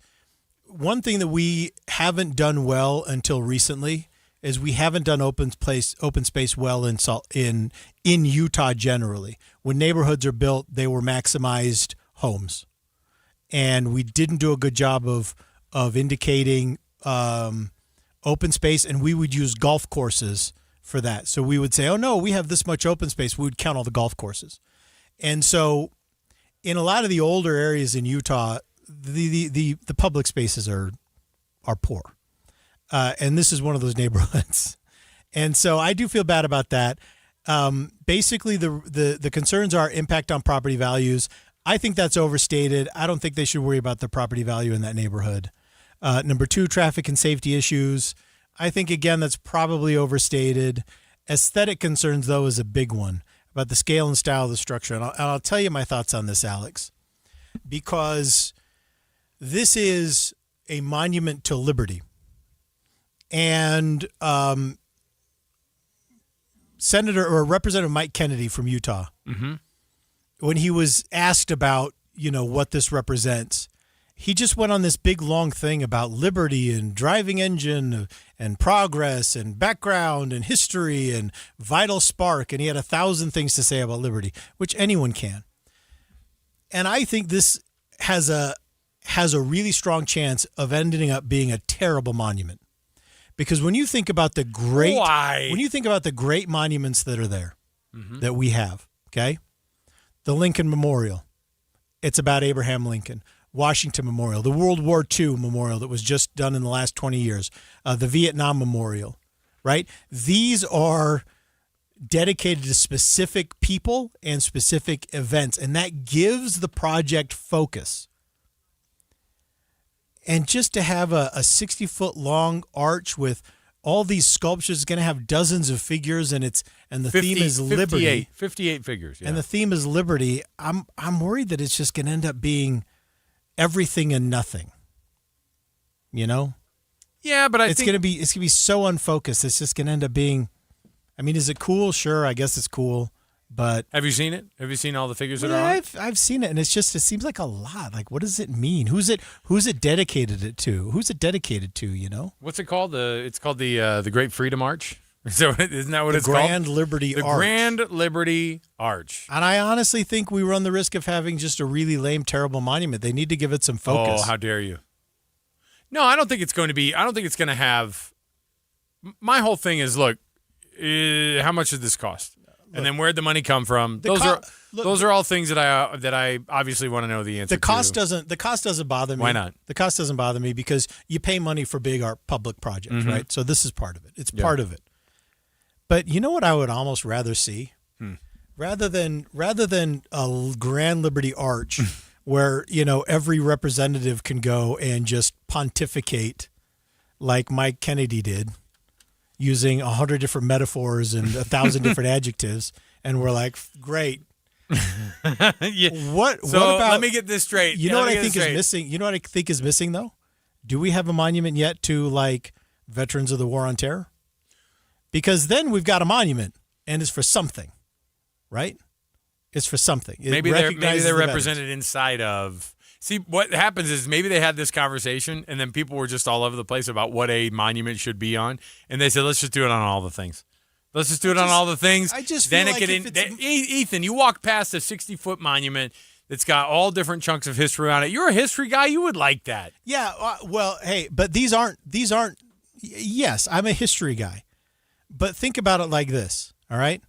What's this monument for? Liberty. Oh, all right. What's this monument for? The men and women who fought in the War on Terror in Afghanistan and Iraq and other places.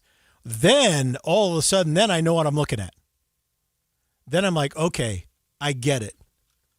I remember. I know who these men and women are. You know? They're people in our community. And I'm going to be drawn to that a lot quicker than, oh, no, this is a monument to liberty. Well, this whole country is a monument to liberty. I mean, this is from the start. This is our thing. It's also our legacy to the planet. You know, I mean, hey, everybody. You see what I'm saying? Hey, everybody. Remember when... I just don't buy it. Remember when Ethan was able to get cynical about liberty? I don't feel like I'm being cynical. You figured out a way to make a fun time a bad time. Ethan killing good vibes. What do you think? On the airwaves I don't feel like since I'm being 2006. Cynical. Do you think I'm being cynical? Yes, I do. Do you think I'm being cynical about this, Yes. or do I have a real point? 57500. Fine. Send that text in. Am I being too cynical, or do I have a point? All right. I feel like I have a point. Keep the text rolling in 57500. Somebody did say Bitcoin, by the way, definitely not in Maverick. That feels like somebody who's like, I know what I'm talking about here. So I don't know. People are just saying, hey, but they're out there. Those Bitcoin machines are out there somewhere. Okay. Guess what? I've got a story for you, and for you Gen Zers out there. Who pays for it when friends go out? What if it's a big vacation? The vacation ends, you booked everything, you got it all set. The memories are set in stone now. It was the great trip. But who's paying for it now when you send them that Venmo request? Apparently, we'll give you some hardcore numbers here. I bet this isn't just Gen Z, but we'll talk about it next. Right here, it's KSL Brightside. It's 1:31 at KSL News Radio. I'm Adam Small. We'll look at our top stories this half hour. Continue to follow breaking news. There's a major gas leak in Sandy that shut down traffic around 94th South and 13th East. Sandy's mayor says there are no evacuations, but they are urging people to avoid the area. There is a shelter in place for 2 senior living facilities near that intersection. We will keep you updated as this story develops. Another local news, day 3 of the preliminary hearing for Tyler Robinson is now underway. Prosecutors are working to show the judge they have enough evidence to try Robinson for the aggravated murder of Charlie Kirk at Utah Valley University last September. We have a reporter at the courthouse in Provo, and he'll have a full report for you on Jeff Kaplan's afternoon news. Our top national story this hour from ABC News. Kentucky's governor is calling on GOP Senator Mitch McConnell to give an explanation for his 3-week-long hospitalization amid a swirl of online rumors about his health. In a letter to the 84-year-old 7-term senator, Kentucky's Democratic governor says citizens of his state have grown increasingly concerned about Mitch McConnell's health and his ability to hold office. Andy Beshear asks that McConnell fully update Kentuckians on his current status. Top Republicans in the Senate say they've spoken with McConnell this week by phone, describing him as engaged and eager to return to work. But McConnell's office has not said why he remains hospitalized. That's ABC News national correspondent Stephen Portnoy reporting. Your money at this moment, taking a look at the markets, still all in the red right now. The Dow is currently down 589 points. That's more than 1.1%. The S&P is down 27. The NASDAQ has been kind of going back and forth between positive and negative, currently down just 5 points this half hour. Coming up, staying hot, but getting a lot hotter in the next couple of days. KSL weather is next. KSL News Time, 1:33. A reminder about the simplest way to get updated for your day. Hit your KSL preset when you jump in the car, and we'll take care of the rest. Hear key news updates and traffic reports. Andy and Amanda from 5 to 9 in your car. KSL News Radio at 102.7 FM. Advanced Window Products. And let me tell you about these folks at Advanced Window Products. This is a local company. And look, when it comes to windows, you'll hear a lot of people say lifetime warranty. This is a legitimate lifetime warranty. They make the windows here. They're the manufacturers. They're the factory. And not only that, they're also the installers. They're the ones who take the order from all the way through from your home, all the way through to the factory, all the way through the install, and then they live with it for the rest of your life and the life of the window. In fact, this is a transferable lifetime warranty. If you are somebody who's looking to save money on your utilities, that's where you're going to see the biggest deal. You're going to save money with the folks at Advanced Window Products. Top quality. It's also the least expensive window for the best quality you can get. But let me make it an even better deal right now. $2,500 off of 10 windows or more just by giving them a call. If you have any question about whether or not your house is losing some of that energy out of your outdated windows, get a free energy audit from them. Say, hey, I heard this on the radio. Can you at least see what energy my windows are losing? Give them a call today, 801-850-9100. That's 801-850-9100. It's Advanced Window Products. Tell them you heard it here. $2,500 off of 10 windows or more. It's 801-850-9100. 1-877 Cars for Kids. KARS Cars for Kids. 1-877 Cars for Kids. Donate your car today. 1-877 Cars for Kids. KARS Cars for Kids. 1-877 Cars for Kids.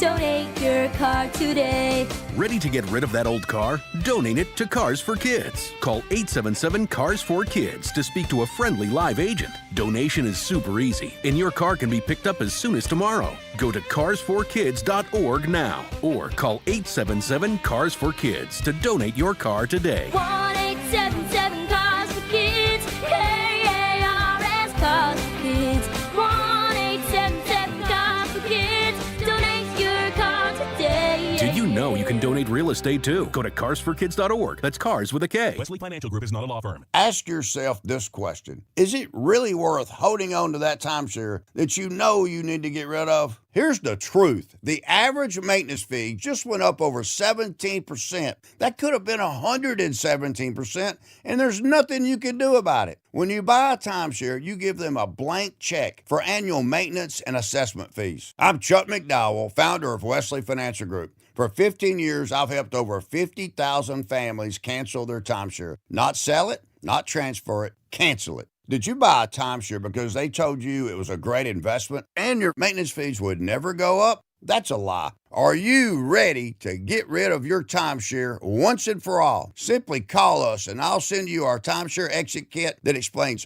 all your options for cancellation. Call Wesley now for your timeshare exit kit. 800-822-1490. That's 800-822-1490. 800-822-1490. This is Emergency Traffic brought to you by UCCU. Learn how to save more this summer at uccu.com. Here's Ricky Meese. Not sure what's happening, but Davis County drivers, heads up. You do have heavy delays northbound I-15 leaving Layton, going past Clearfield up by Hill Air Force Base. Right now I'm looking at a camera approaching 650 north in Clearfield and traffic just at a crawl. We don't have anything reported, at least not yet, as far as a crash or other problems in traffic, but we will keep you posted on that. We have a medical emergency in traffic eastbound I-215 South Belt near Redwood Road, blocking a right lane. Also, a water main break in downtown Salt Lake City affecting traffic at West Temple near 1300 South. Earn double points on gas and groceries this summer, plus 10,000 bonus points when you open a new Cypress CU Rewards Visa. Learn more at cypresscu.com. Ricky Meese in the KSL Traffic Center. Look for highs in the mid to upper 90s for the next couple of days, and then the temperature gauge is really going to go up as we work our way into Friday with a high of 100 degrees forecasted. Saturday and Sunday is going to be the worst of it with expected highs of 104 and 105. Right now it is 95 degrees and mostly clear in downtown Salt Lake City. I'm Adam Small from the KSL Common Spirit Health Studios. Listen online at kslnewsradio.com. We're Utah's news, traffic, and weather station. KSL Brightside with Ethan Miller. And you're sure management's okay with this? And Alex Keary. I thought you cleared it with them. This is KSL Brightside on KSL News Radio. All right, welcome back. This is KSL Brightside, and we want to just flag something for you. You heard this on the news break that we just had, but there's a gas leak at 9400 South and 13th East in Sandy. and it looks like they've got traffic. So last we heard, they had traffic closed eastbound. Anyway, it looks like all the intersections there along the east side of 90th South are showing big-time delays and kind of red spots, probably because of all of this. So if you're in that area, you might want to tiptoe around it a little bit, maybe find an alternate route just so that you're not in the way, so you're not adding to the problems. But it's right there. If you don't know where that is, it's right there near the school, Waterford School. Oh, yeah, I know what you're talking about. Right there. And Altaview Hospital. Okay. Altaview Hospital, right there, that intersection right there. So they say they're not doing evacuations right now, but they're doing a shelter in place. So hopefully that does not get any worse because those gas leaks can get very bad very, very quickly. So just steer clear. Everyone steer clear of that area for a little bit. And I'm sure the newsroom will let us know when things are okay. And we also got, there's all of a sudden a lot of action. We also got a text here, a bad accident just before 650 North exit on northbound I-15. So that's 650 North. Is that 600 North? They mean 600 North, or is that 650 North? Or is that further up in Davis County? That might 650 North might be that sounds like it tracks with one of the ones up in Davis County, but we'll let the traffic center parse out where those actually are, but we'll keep you updated on that one as well. It looks like it's right as you go into North Salt Lake. You asked people, and this was your fault.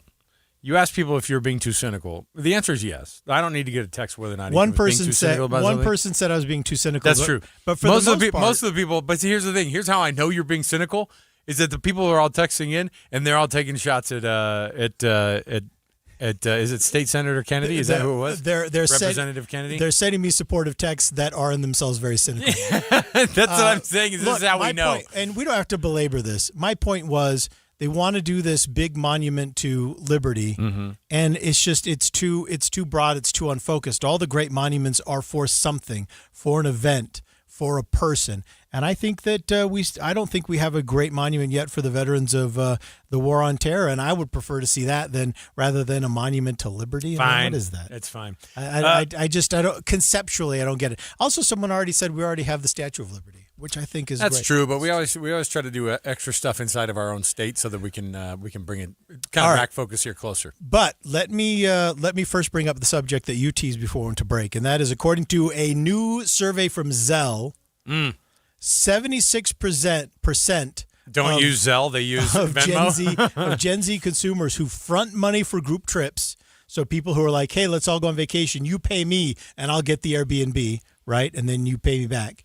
76% of those suckers didn't get repaid. 76% of Gen Zers who upfronted the cost for a friend's trip. Yeah, I love it. Got left holding the bag. Yeah, you know why? Over half of them reported that this creates significant relationship strain. Oh, you think? Of course it's going to create significant relationship strain. Does this sound right to you? Well, it does sound right. It does sound like it's hard. When you're trying to chase down money from friends is always a tough deal, right? And trying to get somebody to pay trying to get somebody to pay their part is a really hard thing to do. I want to bring in somebody who's the closest to us to a Gen Zer, although technically she is a Gen millennial. All right, she's a young millennial. Young millennial. I'm a geriatric millennial. You're the only. I'm Gen X. Yeah, you're Gen X. I love how you go. I'm Gen X. I don't know. I'm Gen X. None of this is my fault. You guys deal with whatever it is you deal with. None of this is my fault. But Caitlin did mention when we were talking about this in our pre-show meetings. Caitlin, do friends not pay back on these things? Is that true? Are we stereotyping your people, the age group that you kind of deal with? I'm a Zillennial, I'll say that. But I've been the person who's put the money on the card. And you seem like that person. Wait. I feel like I've always gotten paid back, but sometimes it's been like, hey, I'm getting interest, guys. See, that's the thing. The trip's in a few months, but I paid for this a while ago, so. If you get charged interest, so if you've got to carry a balance to the next month and you get an interest charge, do you pass that on to your friends? To your deadbeat friends? No, but I should. I've learned this the hard way, and I am very cautious about these things now. Well, but yes, I have been. I do not charge interest on my friends. I should. So 40% of those who got left holding the bag said that they incurred debt to manage those shared expenses. Yep. That's happened to me. Okay, so what's the number one thing that people are paying for, like that trying to recoup money on that? It's Taylor Swift tickets. Well, that happened too, but I got paid pretty quick on that one. It's Airbnbs, I think, are the hotel stay, sometimes flights. Those are the things. And a lot of the time it's because, flights? It's because I'm more responsible. I've got the credit card. I'm like, I got you guys. Let's go. Well, stop doing that. That's your problem. I am now 31 years old, and I've learned. Would you like Alex and me to introduce you to some new people? Well, listen, we're talking about past me. I have got some boundaries, and I'm very cautious about it. And a lot of the time, I'm not the one that does it. I've moved on. I've changed my ways. Caitlin said the magic word, and that's boundaries. Because reading up on this and the problem that Gen Zers have with getting their friends to pony up on their share of the expenses, it's introduced me to a new term. It's called loud budgeting. Have you? No, I've never heard of this loud term. budgeting. No, I haven't heard of. So I haven't heard it of is loud a budgeting. financial trend where people vocally and unapologetically decline social plans or expenses that do not fit their financial goals. Instead of making up excuses to avoid spending money, they openly state they're prioritizing their savings. Why does it sound like somebody yelling, "I declare bankruptcy"? Like, why does it have to be out loud? What do you mean? Like, I'm not paying for that. I can't afford it. It's. I'm not paying for that. I'm saving money instead. I'm not paying. Basically, the point is really. I mean, the point's not whether or not you're saving money. I get it. The point is setting boundaries, financial boundaries. That's what loud budgeting is. Okay. It's boundaries. It's saying, I hey, don't hate that. I would love to go with you on this trip. I'm not fronting the costs.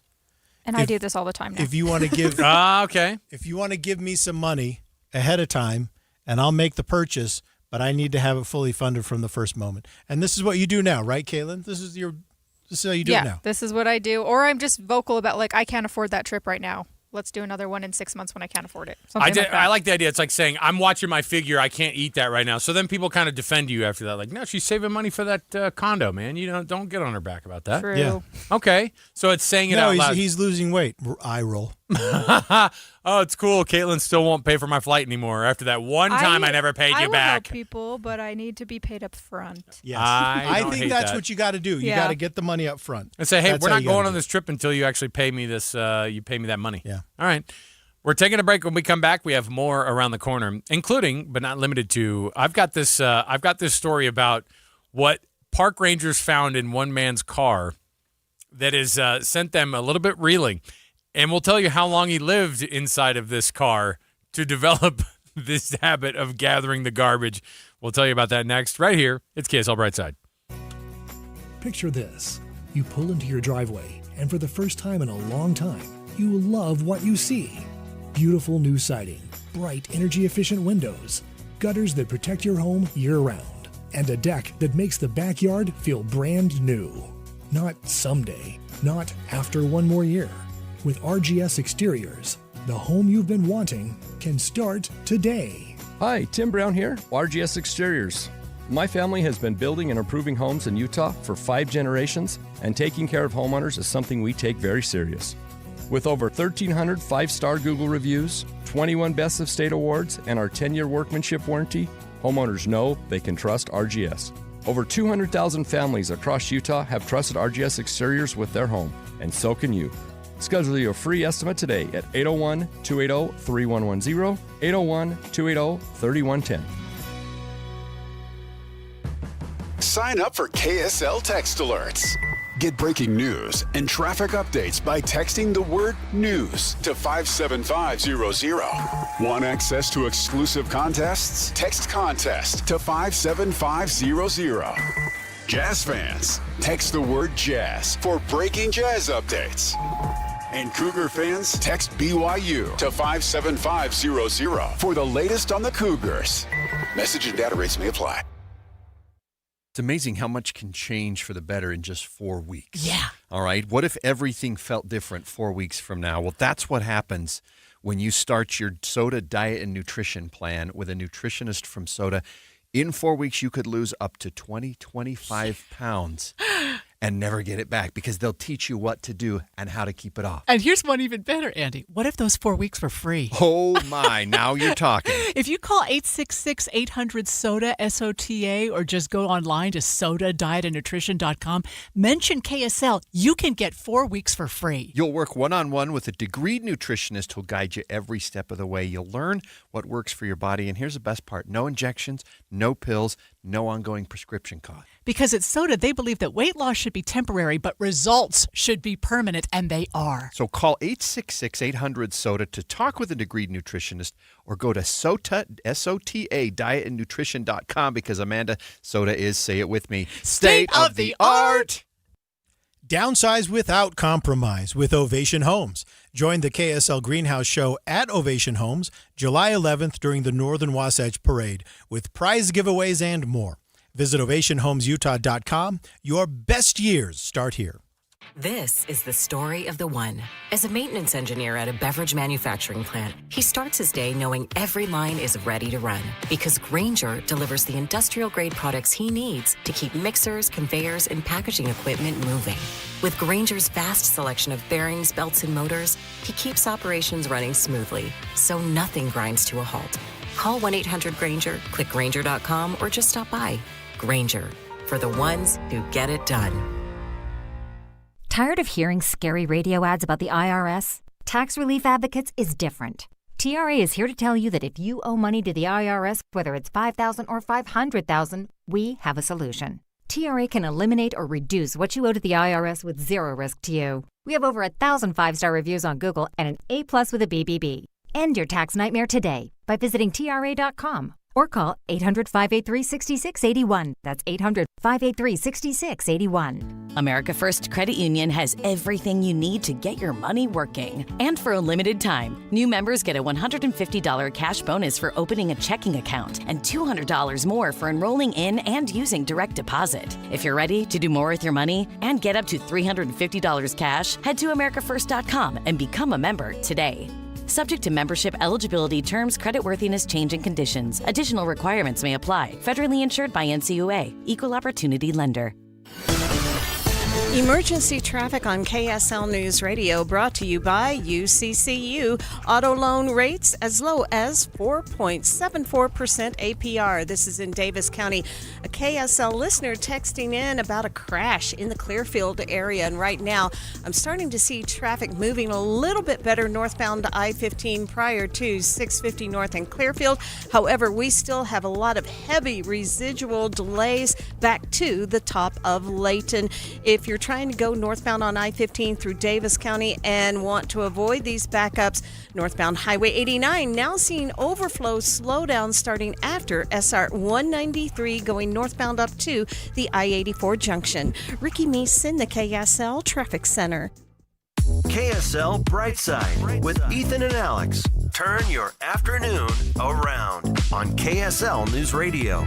All right, thanks for that traffic update, Ricky. Boy, Davis County's been a little bit of a mess this afternoon, traffic-wise. So, hopefully, look. I'm glad you said traffic-wise because I think we're a pretty good county. You guys are doing great, but this afternoon you're kind of blowing it in your cars. So, everyone relax and stay cool. Hey, if you got a minute, do not want more of that. Hey, if you got extra minutes, just stop by one of your local Bitcoin kiosks and just relax.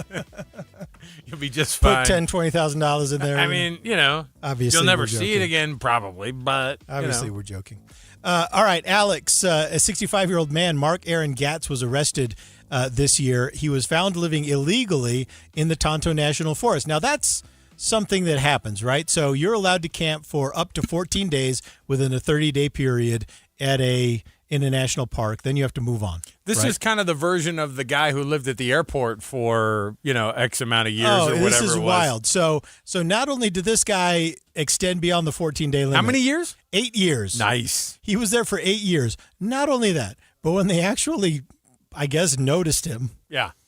He had 1,000 pounds of trash spread out over a half an acre. He had a wood-burning fire with active embers, which is a violation of the law. What? He had a fireplace and cooking station with 10 to 12 frying pans. 10 to 12 frying pans for one single guy living in the woods. That sounds right. A canopy structure that he used as a carport, and household goods, including clothing, pans, the aforementioned pans. Yeah. Tools, plastic cups, tires, bike frames, plywood lumber, and 5 gallons of motor oil. He also had trash, including tires, plastic bags, trash bags, aluminum cans, and other debris covering a half an acre. They say this is the worst residential case they had ever seen, and this was several years worth of trash. So how many years did you say he was there? 8 years. And they said this is a half an acre of resources ruined. For now, because then you could actually set it up. Is this where you know what? Can we put the Liberty Monument right there? Is that where you'd be the Utah Liberty Monument? Utah Liberty Monument in the Tonto National Forest. Let me ask you this. I'll tell you what, though. You know what this sounds like to me? An Eagle Scout project is what it sounds like to me. This is where our minds used to go, right? There's got to be a kid in Arizona that just is been looking. Let me ask you this. Because this is an argument. This guy got away with this for how long? Did they know? Was he just there without them knowing? Apparently, yeah. I don't know. So he was just off of a road. Let me just tell you. And he, I guess, wasn't noticed, or I don't know. Maybe they just never get out that direction. All this is to me is another indicator. Bear with me on this. Bigfoot is real. You know why? We didn't know this guy was out here. We didn't know this guy was out here for 8 freaking years. Who knows what else? Somebody who's actually trying to avoid detection, like one Sasquatch. You're telling me that 1,000 pounds of garbage and all the stuff you just described, no one knew it was going on? I'm going to look at... what are the park rangers doing in the Tonto National Forest? Let's see. I'm going to see if I can look and see how big the and I get it, National Arizona, Forest. and I get that Arizona might be now what I'm saying is that this is inside of a national park. It's a national forest or a national forest. I said national park. That was my mistake. National forest. National forest. Regardless, there are a lot of national forests out there, and there are a lot of areas that someone could kind of go and be not. The detection could go for a while without them knowing that you're there. 1,000 pounds of garbage, the guy burning an active wood-burning stove, and we didn't know he was out there? Yeah. We didn't know he was out there. No, I think the argument for Sasquatch being alive or being around still, this is the number one indicator. You know why? Because we can't even find a guy who's out there. He went for 8 years unnoticed. With 12 pans? With what is that? How much pans. By the way, is that how much he hates cleaning? He's just like, I'm just gonna go steal another pan from another campground. Can I tell you that I know exactly how he feels? The thing is where is he getting these pans? Where is he getting the pans? Is he going and he's stealing them from other? He has a car. So he was going outside. When they saw him leave, or when people would see him, who knows? They just probably figured that he was just an eccentric. An eccentric dude. I don't know. That guy who's always around here, man. He's driving around everywhere. He's always coming in buying pans. He comes in, buys pans. What about when he set up the wood-burning stove? And he just goes out there, and again, he's in the middle of nowhere. Mm-hmm. Nobody can find him. But again, this is what the winter's like. I wonder if it's like. I bet it's pretty mild. Yeah. Although I mean, it'll elevation. Obviously, it's cold-ish in some places, like in the evening, especially in the desert. But there you go. So I'm trying to think because people get lost and they don't mean to get lost. Then there's Sasquatch, who's the expert at getting lost. This should have been a paranormal. So this validates. This should have been a paranormal segment. This should have nothing to do. This should have had nothing to do with whether or not this guy should get. So what did they do? What did they do? Arrest him? Oh yeah, they got to clear it all out now. Well, they got to clear it all out. No, he's facing. So he's facing. What's he facing? He's facing federal charges. Okay. For building a fire during fire restrictions. Okay. Constructing on National Forest Service lands, occupying a national forest as a residence, and multiple unsanitary conditions violations. Like? Start naming them off. Living in a half acre of garbage. In the middle of the national forest. Anyway, as far as I know, each one of these is a capital offense. Is it inappropriate to me? I think they're going to shoot him 4 times. Is it inappropriate for me to ask what the bathroom situation was for this guy in the middle of the desert? Do you need to ask? I feel like this has been sufficiently described. I feel like the wood-burning stove, he was doing us all a favor, probably. Look, when you have a national park, when you live in a national park and it's all yours, you don't have a where should I go to the bathroom problem. You really don't. I want to congratulate this guy. I want to see this full setup. Did they take pictures? Did they take pictures of the whole situation? I want to see pictures because a half acre is not insignificant. This guy essentially became a hoarder in the middle of the forest. I don't think there are any photos yet. I actually don't. I bet we'll see photos once they prosecute him. I hope so. Once they prosecute him, then all this will be, We have all this land out here, Ethan, in these here United States of America. Why can't we just allow somebody to live on 1,000 pounds of garbage out in the middle of the national forest? This is America. Hey, technically he was not bothering anybody. Look, until just now. You guys sought him out. He was living the life, man. Look, off the grid. Why is Utah even building a monument to liberty? You know what? If you can't do this. You know why they ran this guy down finally? Why? They're like, anyway, you haven't paid your taxes in a couple of years. They're going to get him. That's what's going on. Unregistered vehicle. All right, we're going to take a break. We'll come back next hour. We've got lots to talk about, including companies having to tweak recipes because of GLP-1 palates. We'll talk about it next. KSL FM Midvale. KSL Salt Lake City. From the KSL Common Spirit Health Studios, this is KSL News Radio. Utah's news, traffic, and weather station. Good afternoon, 2 o'clock at KSL News Radio. I'm Adam Small with a look at our top stories this hour. The Salt Lake Area Gang Project was busy last year with hundreds of arrests, thousands of graffiti removal projects, and a significant amount of drugs taken off the street. KSL News Radio's Heather Peterson has the details. They're sharing these stats as they host Utah's annual gang conference. The Salt Lake County Sheriff's Office says their Metro Gang Unit conducted 404 gang investigations last year, which led to 369 arrests. And they're not just working on gang enforcement, but prevention, especially helping young people find resources before gang involvement escalates. They say Choose Gang Free received 255 referrals for intervention and 554 youth graduated from their prevention program. The Sheriff's Office says the annual conference helps people who work in this space share information and learn from each other so they can better keep their communities safe. Our top national story this hour from ABC News. More and more Democrats are calling for Maine Senate candidate Graham Plattner to step out of the race after a former girlfriend accused him of sexual assault. ABC's Jay O'Brien has more. Under Maine law, Plattner has just 5 days to drop out to be removed from the ballot. State Democrats would then have 2 weeks to select a new candidate, but there's no exact roadmap for how that process would go. Overnight, the executive director of the Democratic Party of Maine saying Plattner's team has reached out, accusing them of trying to dictate the next steps. The Maine Democratic Party has also pulled their endorsement for Plattner. Your money at this moment, a mixed day on Wall Street. The Dow is currently down 577 points, down more than a full percent. The S&P down 21, though the NASDAQ has started to rebound. It's currently up 51. Coming up, if you think today's hot, just wait till this weekend. KSL weather is next. KSL News Time 2:02. The sources where we get our news matters. When you listen to Utah's Morning News, we want you to feel the stories are important to you and trustworthy. This is Amanda Dixon. And I'm Andy Farnsworth. Join us weekday mornings on KSL News Radio. From the FIFA World Cup to competitive business environments, grand ambitions lead to game-changing achievements. At Bank of America, we're there to support businesses at every step, providing insights and expertise to help you gain an edge. He shoots, he scores! What would you like the power to do? Explore winning business solutions at BofA.com/gamechangers. Bank of America, official bank of the FIFA World Cup 2026. My doctor told me my cholesterol is borderline, so I took control with Garlic Healthy Cholesterol Formula. Garlic helps maintain healthy cholesterol safely and naturally. It's odor and taste-free, and Garlic is a world leader in garlic potency. I'm taking charge of my cholesterol with Garlic Healthy Cholesterol Formula, cholesterol's natural enemy. These statements have not been evaluated by the FDA. This product is not intended to diagnose, treat, cure, or prevent any disease. The term natural references only the garlic in the product. Use as directed. I'm Utah tax attorney Jordan Wilcox. Don't face the IRS alone.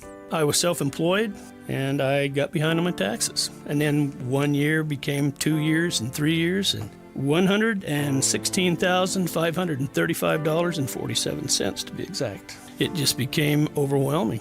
Finally, I went to another tax company, and they were more interested in how good they were than helping me. I heard about Jordan and talking to the other people who'd done and been in the same situations that I was in, and their tax problems seemed just like mine. And so I went to Jordan, and it was amazing. They were able to negotiate it down to $5,200, and life became wonderful to me. Don't face the IRS alone.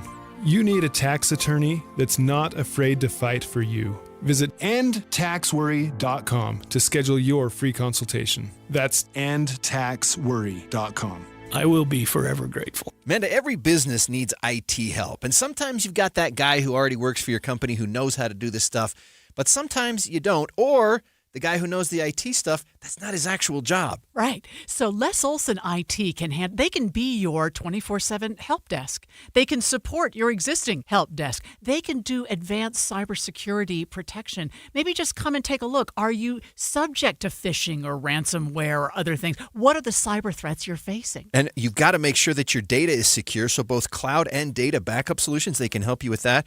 Plus, everybody's got to use a computer. That's where hardware comes in, infrastructure support. You don't have to know all this stuff because Les Olson IT knows it. And most of the time, they can help you fix whatever's going wrong remotely, just off your computer. Plus, of course, they have copiers and printers. They always will at the very best price. Les Olson IT is your trusted local IT partner. They've been in business for 70 years, and they've got 9 locations from Logan to Las Vegas. Find out more at lesolson.com.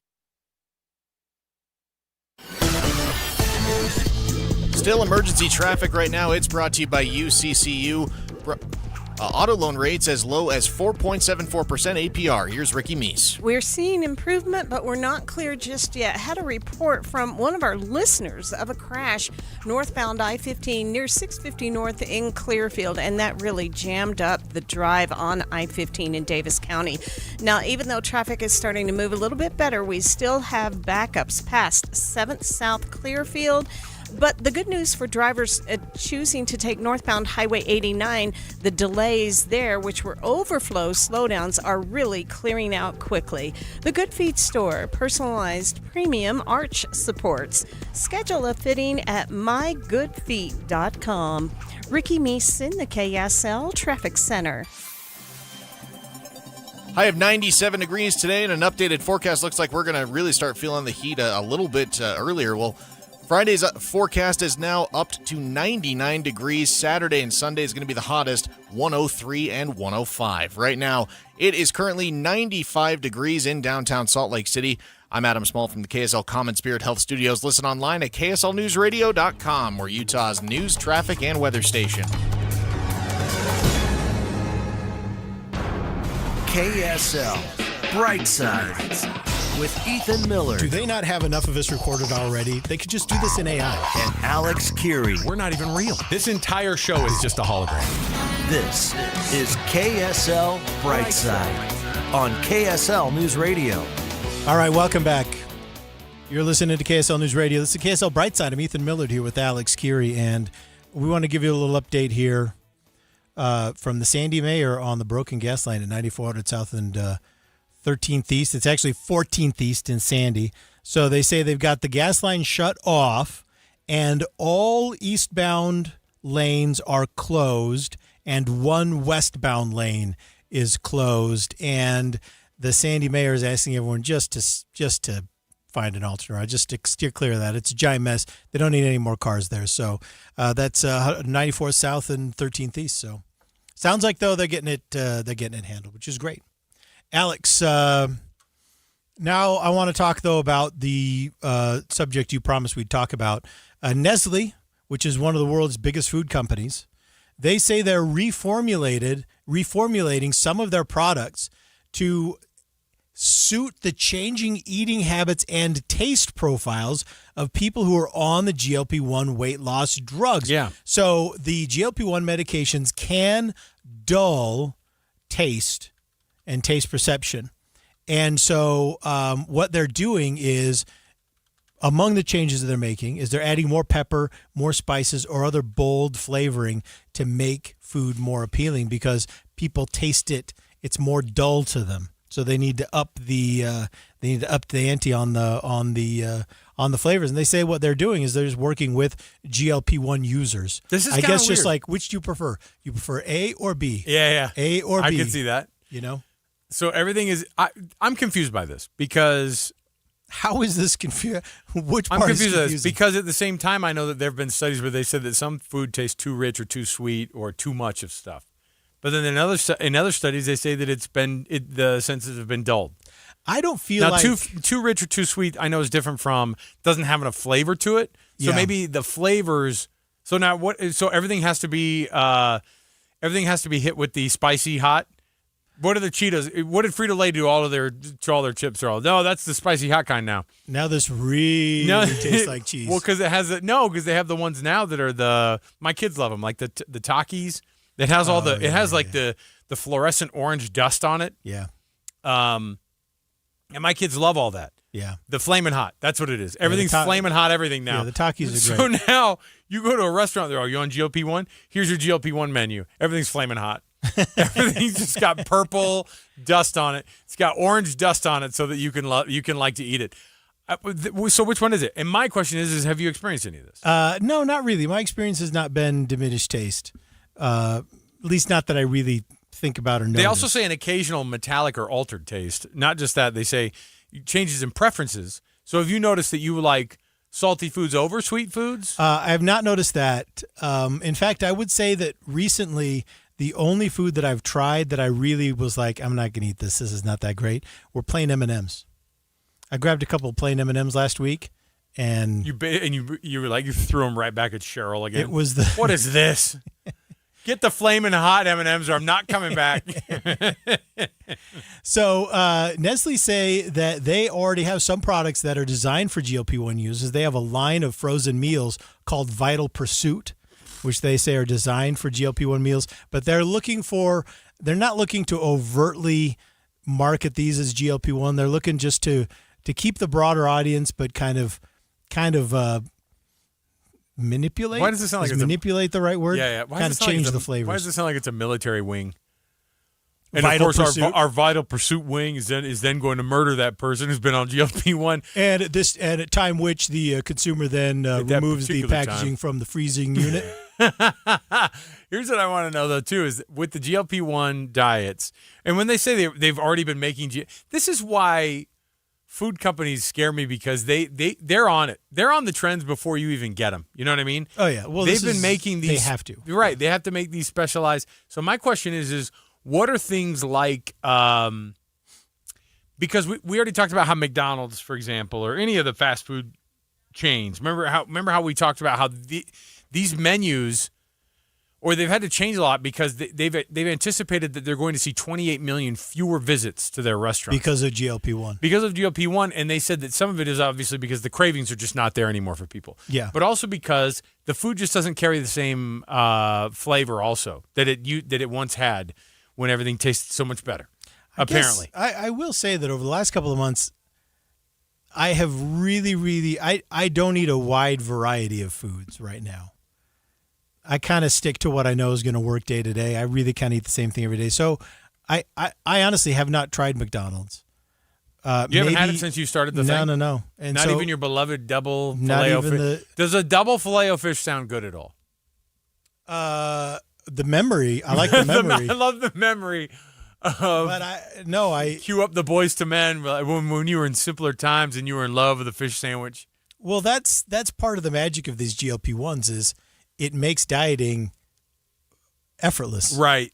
Really effortless. Which is exactly the only way you want it. Because Not only that, but the thing I hate the most about dieting is thinking about it so much. Because you're like, yes. You're obsessing over it. If you're thinking about it so much, all that, it's almost like defeating the purpose of all I think about is food. And then when you're on a diet, you're like, all I think about is not eating food. It is so effortless that one of the side effects you really have to watch out for is malnutrition. It's because people just stop eating. They're I've never been accused of it. Have you thought about how undernourished you are? It really happens. It really happens. You really have to watch it. You really have to watch it. I can see it. You have to have a plan for it. I can see it, but not for you and me, right? You have to have dehydration is another big problem. Now that one I can see. You just walk away from everything. You're like, I don't need any of this, and your body's like, whoa, whoa, whoa, whoa, whoa. So, have you noticed any like? I love how I'm sounding like, but you know what? I'm asking you more questions than your fake doctor. Can I get paid for this? Your AI, yeah. Can I get paid for talking about this? Absolutely. Remember when my favorite thing was when you got started on all this is when you had a conversation with a doctor who was like, "Hi, it's me, Dr. Fill in the blank. Doctor say your name here. I'm licensed in your area. I'm licensed in your area." And then Ethan bought a bunch of medicine from him. And he goes, "Anyway, I can't wait to really help you, in my person." Defense, in my defense, Yeah. all this was done through my insurance company. It's fine. I wasn't on the dark web, I can't wait. I can't wait when your GLP-1 medicine shows up and Flamin' Hot is actually just in the bottle already. You have to inject your whole body. They're like, I don't have any feeling anymore on anything. I'm going to have to start eating. Everything's got to be Flamin' Hot. It's depressing to think that actually, I say depressing because here's the thing is that America is less fat than it's been in a long time. Yeah. Like that's the number. We haven't seen reduction in obesity numbers like in the last 30-something years, and we had it over the last 2 years. Yeah, it's crazy. We're moving that's a very, very positive direction when you start talking about the money saved, the years that are added onto people's lives, all that stuff. Yeah, it's amazing. And yet at the same time, there's part of me that goes, yeah, but remember when food tasted good? Remember? And everyone's like, I don't even remember what food tasted like. I don't even remember what food tasted like. I hate it. All I did was make me unhappy. Honestly, this medication and this change will occupy a chapter in American history books in the future. I hope that it does. It is a. I hope that it gets so. It is a significant. I hope that they shed the stigma and start shedding the pounds. You know what? You're welcome, Novo Nordisk. You know for what? that new slogan. Shed the stigma, shed the weight. Boom. And this is something that, and maybe just because I'm naturally a lazy person, but I never did have that voice in the back of my mind saying, "You can't just get to the gym, fatty." I never had that. I was for like, yourself, by the way. Myself, yeah, you're not saying that to the general population. I mean, this is a thing that really works for a lot of people in it, and I mean, I'm all about it. So, all right, got a couple things coming with up your here. doctor, in conjunction with your doctor. In conjunction with your doctor. Hi, I'm helping people like you in your area. Hi, I'm a doctor and licensed in your area. I have a license to practice medicine where you live. All right, we're going to come back. We have more to go around the corner. BYU students working with the Utah Department of Natural Resources. This is to help a very specific problem that airliners are having, of course, when they're taking off. We will talk about what they're doing to help. I think, do we also have a bird update on STAX the hawk? We had one yesterday. We had some great news yesterday. What is this, an all-bird segment? Sticking around, more to go right here. It's KSL Brightside. Hi, I'm Maria Chaleos, and I'd like to tell you about my podcast, the KSL News Daily. Every weekday morning, we'll deliver one story explored in depth, plus the 3 things you need to know before your day begins. But this is new. This is where we human beings are able to trick AI. This is news with context from the journalists you trust. Agencies were less than willing to speak with us about this. Find and follow the KSL News Daily at kslpodcast.com or wherever you listen. When it's hot like this, air conditioners struggle to keep up. Parts are under more stress, and sometimes those parts fail. What's up, everybody? I'm Mike Wilson with Any Hour Services, and no one helps more homeowners maintain and repair their air conditioners than Any Hour Services. As a matter of fact, last year, over 32,000 homeowners called Any Hour Services for help maintaining and repairing their systems. Any Hour Services has over 100 HVAC technicians to help with everything from maintenance, repair, to installing a new system. This summer, there'll be a lot of people told they need to replace their air conditioner, and they'll wonder, do I really need to?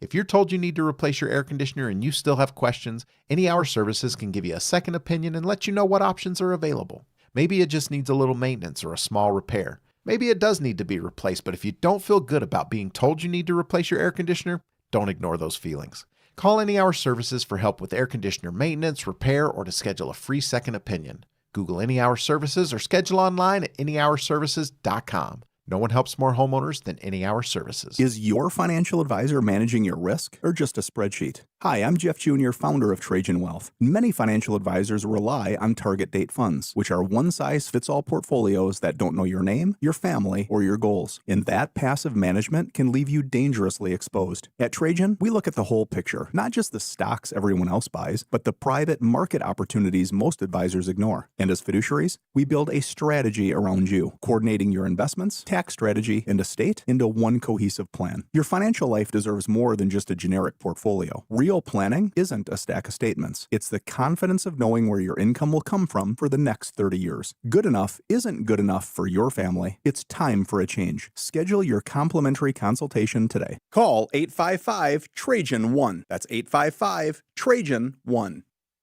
Advisory services through Trajan Wealth, LLC, an SEC registered investment advisor. Private equity investments require accreditation. Other services through Trajan Estate and Trajan Tax. Additional disclosures at TrajanWealth.com.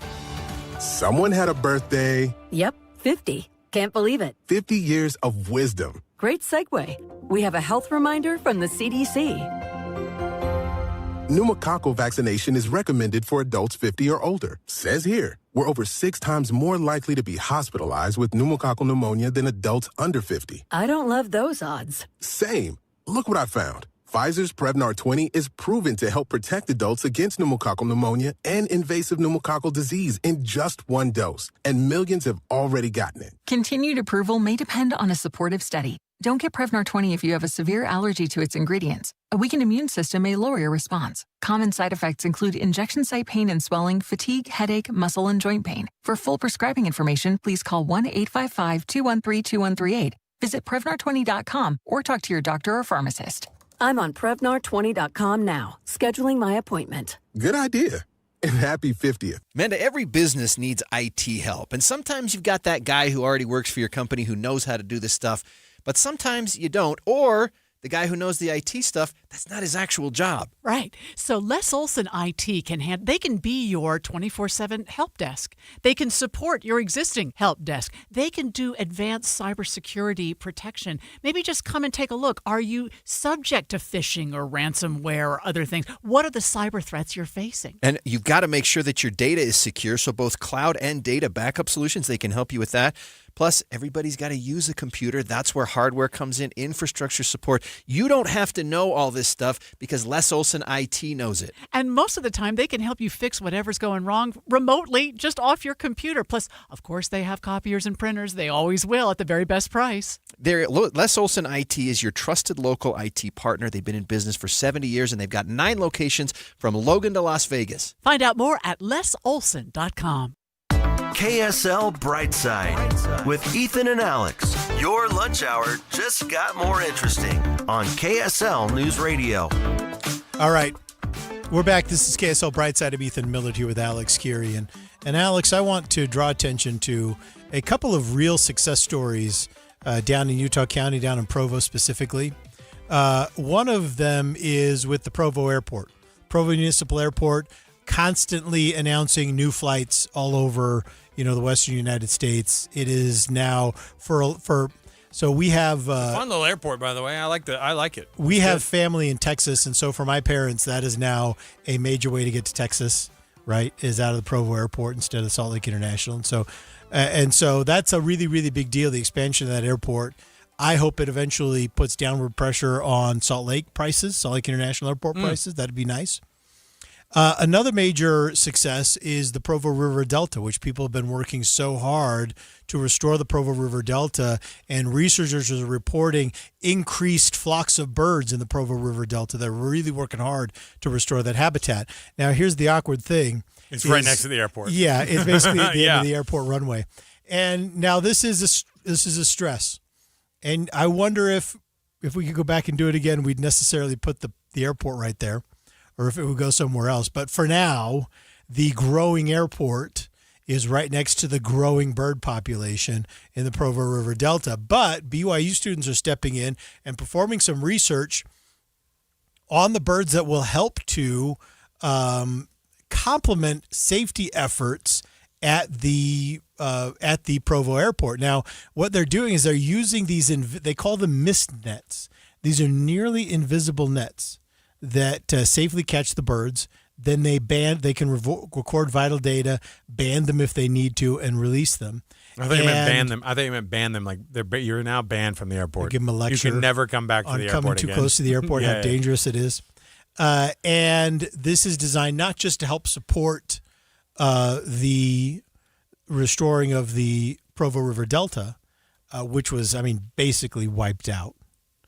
but it also helps support the growing airport and minimize bird strike risk. And one thing that I thought was interesting about BYU's news release is that recently that team out of BYU has seen an increase in both the number of birds and the diversity of bird species using the Provo River Delta, but they have not seen an increase at the Provo Airport, which is excellent news. So I guess the birds are finally getting the message. Speaking of birds getting the message, we have an update on STAX, the hawk. I'm going to be honest. Can I apologize to everybody out there who I just assumed that that STAX, the hawk, was eaten by another bigger hawk? So STAX the hawk was a bird with Utah Hawk Watch. And he was basically their mascot. I mean, that's the way they kind of put it out there. He's like they're a local ambassador for Hawk Watch. He's a trained hawk. He wears the little leather things, the little leather bands. They call it an unreleasable bird, which, of course, is awkward because a non-releasable bird of prey who serves as the Raptor ambassador for Hawk Watch International escaped on June 30th. And as of yesterday, spotted alive on private property, and they are in the process still of recovering him. So, but he's alive. That's what they say, and that means that he's gone. going. No, they're going. Come on, let's go, buddy. No. Yeah, that's. And so that I'm assuming they're having a harder time doing it. But because of the efforts, they've received hundreds of tips over the holiday weekend, and that was including one of our producers, Corey, who has been nice enough to. Corey, did you think he was going to be alive, or that they were going to find him no longer with us, bird with us? I assumed that you knew that what the possibility was, right? After I didn't even think about it at first, but after hearing you say it, sorry. I was like, oh gosh. Well, maybe I don't know, but I was keeping my eye on it. I was checking their Instagram, and yesterday during the show, we got the update. Which is phenomenal news. And I'm all about it. And it's a great lesson for Alex also, because Alex, people listen to you and they take you seriously. And you can't just throw information out like this bird is probably dead. People are emotionally invested in this. So I hope you learned an important lesson. All right. Another important lesson is, of course, we work at a news station here, and walking into the studios, Claire Scott in from the newsroom has got some breaking news here for us. Claire, tell us what you have here. We are just learning from a post from CENTCOM, I think just 6 minutes ago, the U.S. military has started new strikes against Iran. President Trump did threaten this earlier when he was at the news conference at the NATO summit today, so we knew this was happening. We didn't know when. Now it has begun. We don't know how many sites were targeted. We don't know which sites were targeted. This is just a post on X right now, but we are gathering information and we'll continue to keep you updated. So this was brought up. I mean, we saw it throughout the day. The ceasefire had ended after 60 days, and then that turned into, hey, we haven't liked some of the ways that ships have been treated here in the Strait of Hormuz still. And on top of it, we could start striking Iran, and then here we are now hearing that that there are some of these strikes. They said tonight. When I saw it, it was possibly tonight, which of course there in Iran, it's tonight. It is tonight. It's about midnight there now. Yeah, and yesterday I think it was around 3:30 our time that we heard about these new strikes. So similar timing today, just about an hour off, and we're usually expecting it when President Trump teases to these kinds of things in the early afternoon. So we'll see how that proceeds throughout the rest of the afternoon. But yeah, all we know right now, the strikes have begun in Iran. Okay, Claire, Scott, appreciate it. Thanks for the breaking information there. And we'll, of course, keep you up to date the rest of the afternoon. We'll be following that very, very closely. I mean, I don't want to be that guy, but I thought we bombed everything there was to bomb. I mean, he said it. I feel like we were told very specifically that we'd done the job and there was nothing left to bomb, but apparently we found some things. It's disappointing from the standpoint that it felt like that there was some. I was looking forward to moving in the direction of not hearing about it anymore. I was done with the Strait of Hormuz, the whole thing. I know. You know what's interesting, though, is so just looking at the market reaction, Dow Jones is off just over a full %. S&P's off about a third. Is that just based off of a third of a this, %? do you think? No, they've been soft all day, but this is part of it, right? So this announcement right now is not drawing down on markets, but the disassembling, the disintegration of the truce is certainly weighed on markets today. But the Nasdaq, though, up 0.2, up 0.5%. So Nasdaq's kind of bucking the trend. But you know that sometimes happens. Sometimes those tech stocks are just going to be tech stocks, and they're not going to care what the oil is doing. So there you go. I don't know if there's, and when you see something like this and the news breaks and then like I said, we were in the middle of our show and I pointed up to one of the TVs, I think during a break, to Ethan, and I said, hey, I bet it looks like we're probably going to see some more of these strikes. And it was like this. Okay. And so we sort of got ourselves ready a little bit, and I was not expecting that it was going to be that in the 20 minutes that we had that discussion, that we were getting reports already that these strikes had begun.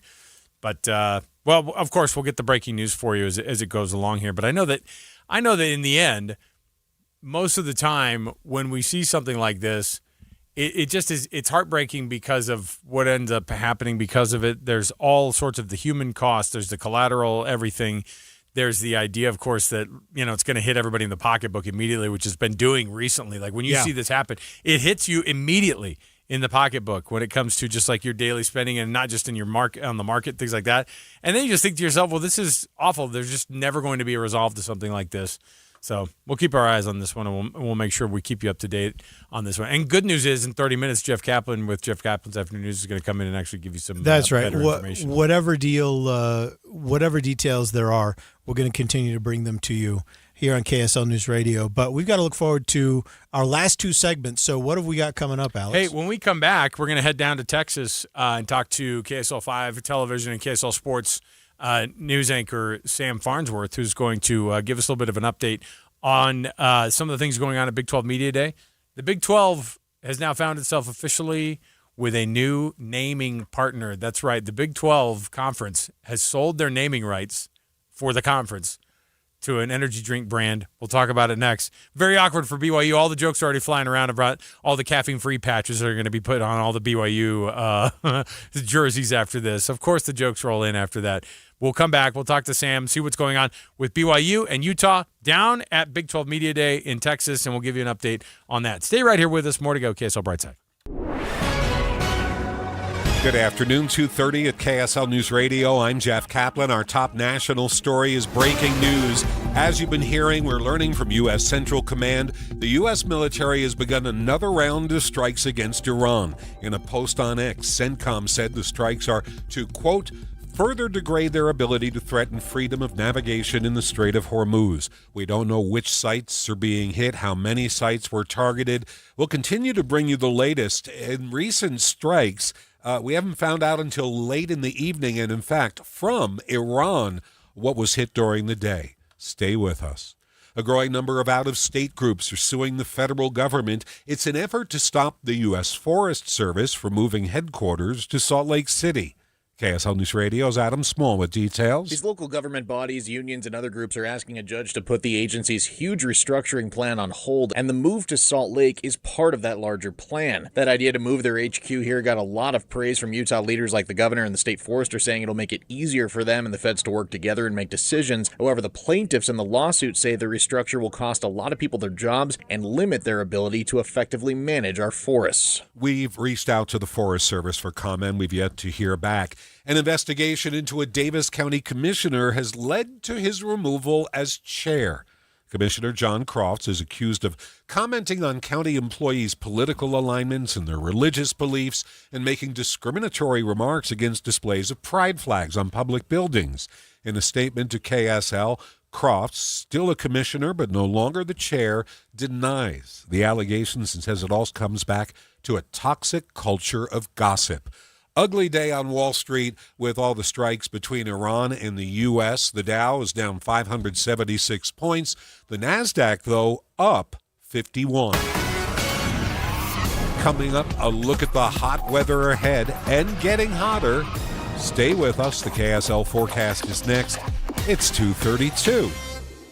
Mornings are for recharging. And they're for starting your day right. We volunteer to join you in the car. Get news and weather at 102.7 FM during the most important part of your day. Andy and Amanda, each morning between 5 and 9 on KSL News Radio. This is Colin Keary from the New Millennium Group. Have you ever had a question for your financial advisor only to find out that the next available appointment is months away? At New Millennium Group, we believe that financial advice should never be limited to once-a-year review meetings. Life happens happens every single day. Markets change, retirement questions come up, family situations evolve, and when they do, you deserve answers. That's why we pride ourselves at the New Millennium Group on being accessible when our clients need us most. Whether you're wondering about your investments or a major life decision, our team is here to help provide guidance. We're not interested in being the firm you hear from once a year. We want to be your trusted resource throughout your entire retirement journey. If you're looking for a financial team that values relationships, communication, and responsiveness, we'd love to meet you. Give us a call today at 888-999-6370. That's 888-999-6370, or visit us at utahsfinancialplanner.com. Progressive provides protection for your boat and other outdoor vehicles so you can explore new things. Oh, I can finally try pesto. We meant like water skiing. I've just never had pesto. Or maybe take the boat somewhere new. I mean, is pesto spicy or sweet? Oh, guess we'll find out, right? Right. Bundle home or auto insurance with your boat, RV, or motorcycle and stay protected with Progressive while you explore. I don't know. Maybe I'm not ready for pesto. Progressive Casualty Insurance Company and Affiliates. Not available in all states or situations. And Doug. Limu and I created a trick to help you remember that you can customize your car insurance and save with Liberty Mutual. You see, the shirts Limu and I wear are yellow, and yellow is the color of lemons, and lemons grow on trees, and trees provide oxygen, and oxygen helps us breathe, and breathing is how you live, and you can live more life when you save money by customizing your car insurance. I agree, Limu. It's really quite simple. Only pay for what you need at libertymutual.com. Liberty, liberty, liberty, liberty. Massive data centers are moving into rural Utah, and some say the AI boom is threatening their way of life. We should know the impact before we start adopting it so heavily into our lives. Beyond Box Elder, tonight at 10. Saddle up for your chance to watch some Bronc Bust in action at the Days of 47 Rodeo, July 21st. Visit KSL.com/contest and enter to win a family 6-pack of tickets. Winners will be announced daily on KSL's Facebook page. Traffic and weather together brought to you by UCCU. Learn how to save more this summer at UCCU.com. Here's Ricky Meese. Still just a little bit of leftover residual backups northbound I-15 prior to 650 north in Clearfield for Davis County drivers. In Salt Lake County, this gas leak in Sandy, it has closed the road eastbound 9400 south near 1300 east.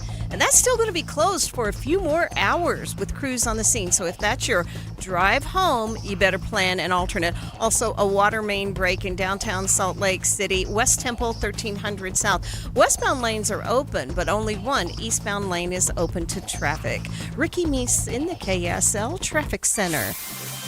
KSL weather, expect 97 this afternoon, and we're there right now.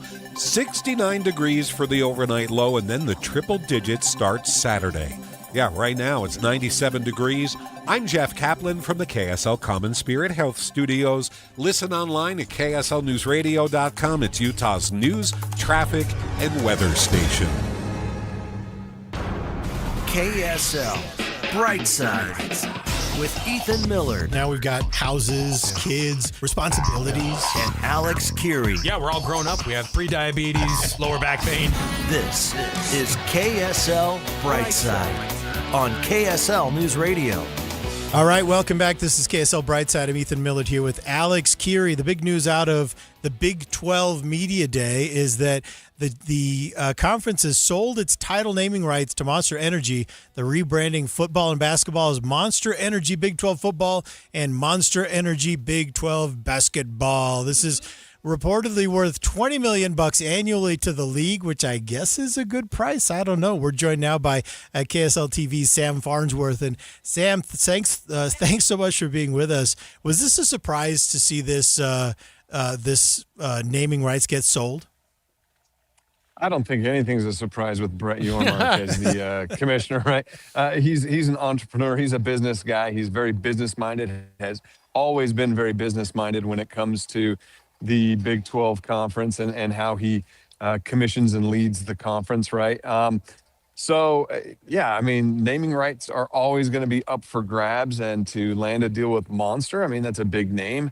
I think I don't understand all of the nitty gritty when it comes to finances and details, but it sounds like they probably could have made some more money out there from what a lot of people are saying, the $20 million, $1.2 million per team. But Monster Energy, they are taking over here at Big 12 Media. If you're watching the we can YouTube see stream or the live stream, we can see all the big bounce screens in the background. Is it just flowing? Is everyone just walking around? I was going to say it must all be there, right?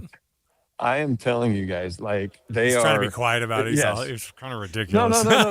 Here we go, right here. See? Okay, so See, walking up, you got the Monster Wet Bar right there. They're handing out the drinks. You've got the coolers are Tell full. me because I'm more of the white Monster, the zero sugar They've got ones. it. Okay, perfect. Yeah. So here's what I was going to ask you because this will be the first in like 15 seasons that I haven't been to either Big 12 Media Day, a Pac-12 Media Day, some Media Day there. So I'm kind of like longing for where. So you're Sam's at the Star, by the way, in Frisco, Texas, where they hold the Monster Energy Big 12 Media Days. So I wanted to know from like it's not a shock at all because Brett Yormark, he is looking to make some money. And like a brand like Monster feels like something that Brett Yormark would also, I was surprised that it wasn't in conjunction with like the WWE or something.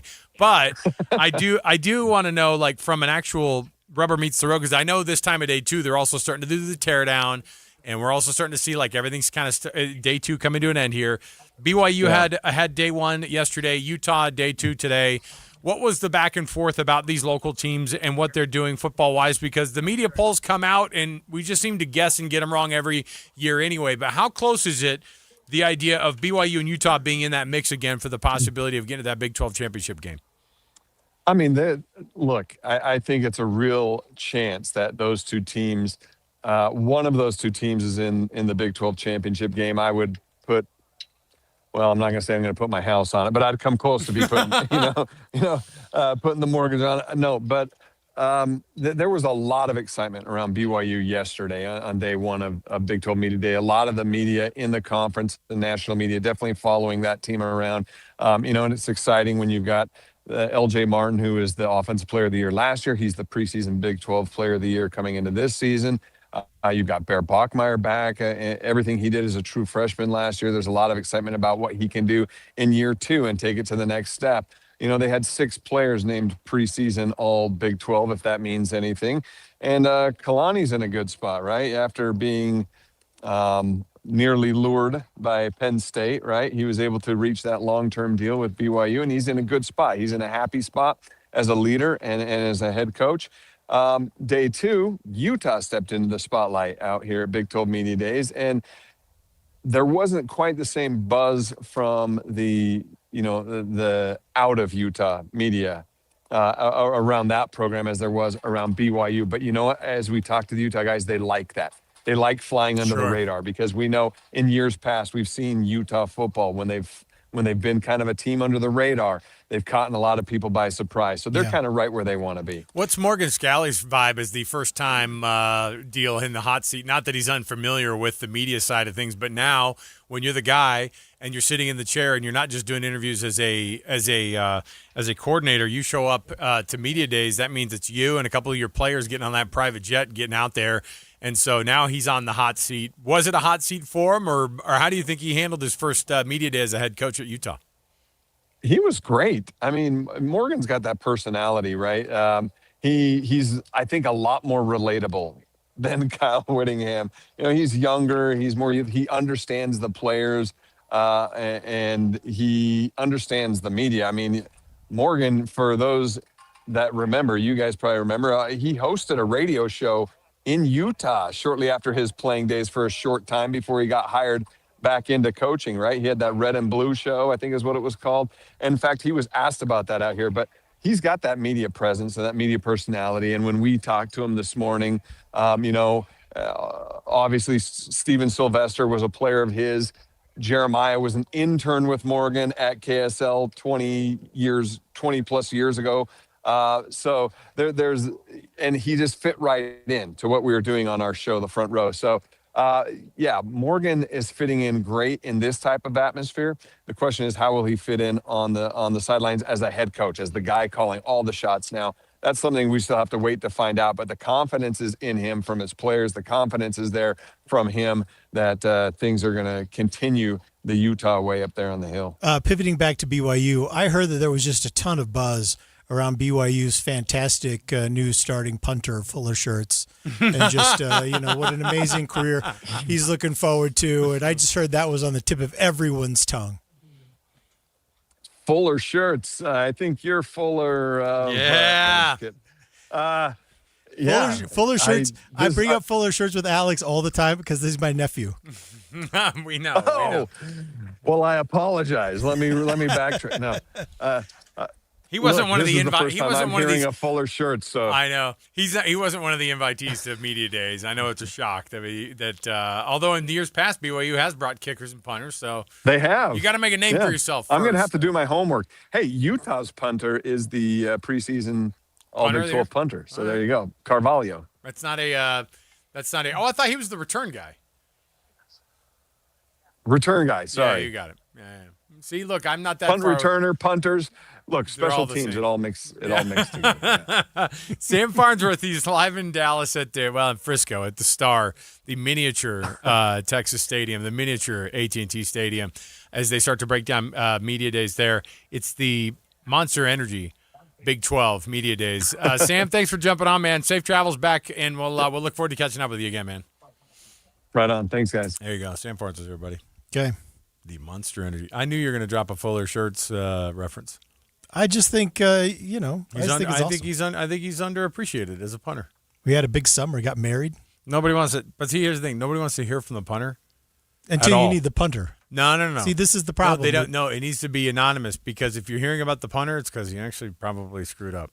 You know what I mean? Like that's the life. And that's the life of a special teamer. And you don't want to have to call it the punter too often. No. You want to complete drives. You don't want to punt. So.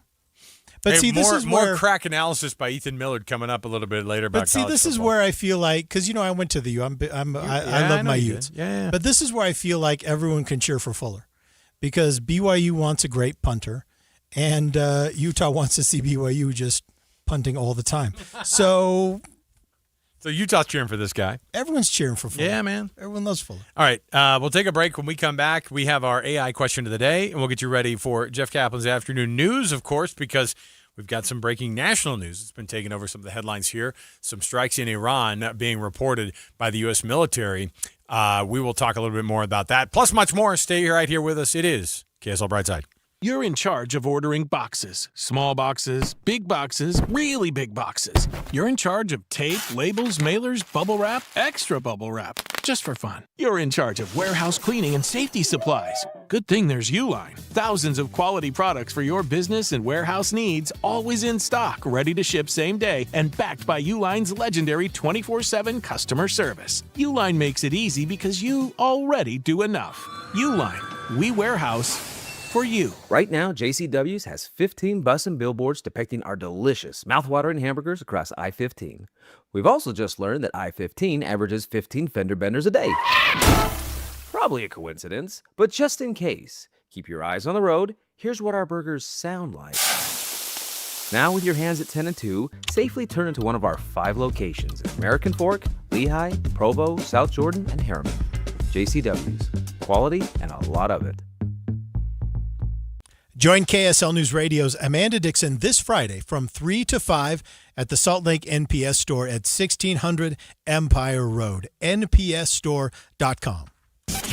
Looking for your next big win? Head to KSL.com/win and enter this week's contest. You could win a pair of tickets to the Deer Valley Music Festival. See Zach Bryan live at Rice Eccles Stadium. Enjoy Guys and Dolls at the Sarah Shell. Cheer on Real Salt Lake or the Utah Royals, and lots more. Whether you love live music, theater, or cheering on your favorite team, there's a prize with your name on it. It only takes a minute to enter, and you could be the next KSL winner. Don't miss your chance. Visit KSL.com/win today. And Doug. Hot dog! Get your hot dog! Customize and save with Liberty Mutual. Hey, what are you doing? I like your method. Direct. To the point. A little loud, but... Listen, people don't buy car insurance the same way they do hot dogs. Not yet, but both are customizable. Popcorn! Get your popcorn! Hey, this is a hot dog area. And customize and save area. Get a quote at libertymutual.com or with your local agent. Liberty, liberty, liberty, liberty. Get in the the zone, AutoZone. Annie's first oil change wasn't as hard as she thought because she went to AutoZone, where a friendly AutoZoner helped her find the right oil and save on an oil filter. He explained the job and showed her free how-tos on AutoZone.com. When she was done, AutoZone recycled her old oil for free. Get a free oil filter and more during the Celebrate Free event at AutoZone, now through July 27th. Get in the zone, AutoZone. Restrictions apply. Can we talk about something difficult to discuss? Are you going through a difficult financial time? You have equity in your home, but nobody can help? American Home Loans has created the Bridge Loan Program to use your equity regardless of your credit at this time. The Bridge Loan can be used to pay debts, collections, IRS liens, divorce settlements, or home improvements. Call at 801-262-2221. That's 262-2221. This loan creates a bridge between now and a much brighter future. After COVID, one of their clients had over $85,000 in credit cards. Their scores were too low to borrow on their home. American Home Loans was able to save them $2,000 a month. And after 8 months, they qualified for a conventional loan and lowered their payments. The consultation is free and confidential. Please call them and see what they can do for you. The number is 801-262-2221. It's 262-2221, or go to AmericanHomeLoans.com. AmericanHomeLoans.com. NMLS 245422, Equal Housing Lender. You can't always predict what's next, but you can be ready for it in a BMW SUV. The X1 delivers on confident agility and a striking presence that stands out in a crowd. Or you can own the road in the versatile X3 with advanced driving technology like BMW Connected Drive and sporty design cues. The X5 blends performance and elegance with functionality and a commanding presence. And when only the biggest will do, the X7 steps things up with precision-crafted finishes and 3 rows of luxurious seating, so there's always space, even for the biggest plans. Every model is engineered with BMW's intelligent all-wheel drive to give you the confidence in any driving condition. So while you can't always predict what's coming, for every road there's an X built to drive it. BMW, the ultimate driving machine. Discover your dream vehicle at BMW of Murray or BMW of Pleasant Grove. BMW Utah. Drive elevated. Any Hour Services can make sure your AC keeps you cool this summer. Whether you need a tune-up, repair, or just a second opinion about replacing it, call Any Hour Services or visit anyhourservices.com. KSL Brightside with Ethan and Alex, the show you didn't know you needed and still don't, on KSL News Radio. All right, welcome back. You're listening to KSL News Radio. This is KSL Brightside. I'm Ethan Millard here with Alex Keary. And, we've been following the wildfires pretty aggressively. It's a topic that we've kind of latched onto. We all have, honestly, but I feel like you and I have as well in particular. But I just wanted to point out that in the last 24 hours, we've had 13 new wildfire starts in the state of Utah, just in the last 24 hours. Yesterday, you remember what our start number was for the previous 24 hours yesterday at this time? Was it like 7? Okay, so we're it's accelerating. Darn it. We knew this was going to happen, though. When the weather warmed back up again, because we had that cool spell, when the weather warmed back up again, we knew that we were going to be right back into it. But, we are right back into it. So I just wanted to mention that. 13 new wildfire starts. Oh, but you want to know the totals, though, for the year? Total fires, 431 fires, of which 300 were confirmed human-caused. 94 were confirmed natural cause, and 37 are unknown. So it's at least 3-to-1 human to natural causes. We gotta make sure we're doing our best to be as careful as we can, because when you have 15 new fires, 13 new fire starts in a 24-hour period, on top of the Babylon fire, on top of the Cottonwood fire, and which are still massive, not contained, still going on top of the one in Grand Junction. No one's got time for a new wildfire. No one's got time for this. So anyway, Alex, we got to do our AI question of the day. We do. Let's kick things off here. Let's ask the interwebs what we should do with our lives, because we don't know how to make any decisions for ourselves unless the robots help us out. Let's do it. When Google just isn't enough and thinking for yourself is just too hard, here's your AI question of the day. All right, so I got with our folks at Copilot, and I said, "Hey, Copilot." Early in the stream, by the way, I'm thrown off by AI because that whole AI actress that we started talking about on the stream. Yeah. What was her name? Tilly Norwood. Tilly Norwood. Such a dumb, like. Then they asked it. They came up with an AI actress, and then they said, "Give me a cheesy AI name also for an actress." No, man, I knew a kid named Norwood. I know one of my. I can't remember his first name. He was Elder Norwood. I can't remember his first name. One of my niece's name is Tilly. So they're like, give me a straightforward, just full on. Gosh, really? Do you think we might be related? You and me? You and me? I don't know how, but we are. Okay. I asked AI this question. Now that the U.S. men's national team has been eliminated from the World Cup, who should I be cheering for? Oh, okay. Okay? Yeah. And it gave me a couple options here. Now, I don't know. Okay, so let me throw it out here. American Fan Rooting Guide is what they gave me here. You ready for this? The biggest underdog story is Morocco. And I said, well, I don't know, because they were in the semifinals last go-round. So I don't know if it's... Morocco? Yeah, I don't know if it's necessarily a... okay, but I got to the more important question after that. Because here's what we have in front of us. So all the teams left in the World Cup. Okay. Let me get them all here in front of me. Because I'll tell you. I don't know if AI got these right, because... all the teams left in the World Cup. 8 teams remaining. Here's what we have. France, Morocco, Spain, Belgium, Norway, England, Argentina, and Switzerland. Do you have any kind of, do you have in your head, like, does anything speak to you there? Do you feel like we have some kind of solidarity with England that we're supposed to have? We do have a solidarity with England that I do appreciate. I go U.S. first, then nearest neighbors in the hemisphere. So we're all of the North American teams that were the hosts. They're all eliminated. So South America still has some. Colombia, I know, is still in. No, Colombia got eliminated yesterday. Colombia got eliminated. The only team that's not in Europe or Africa right now is Argentina.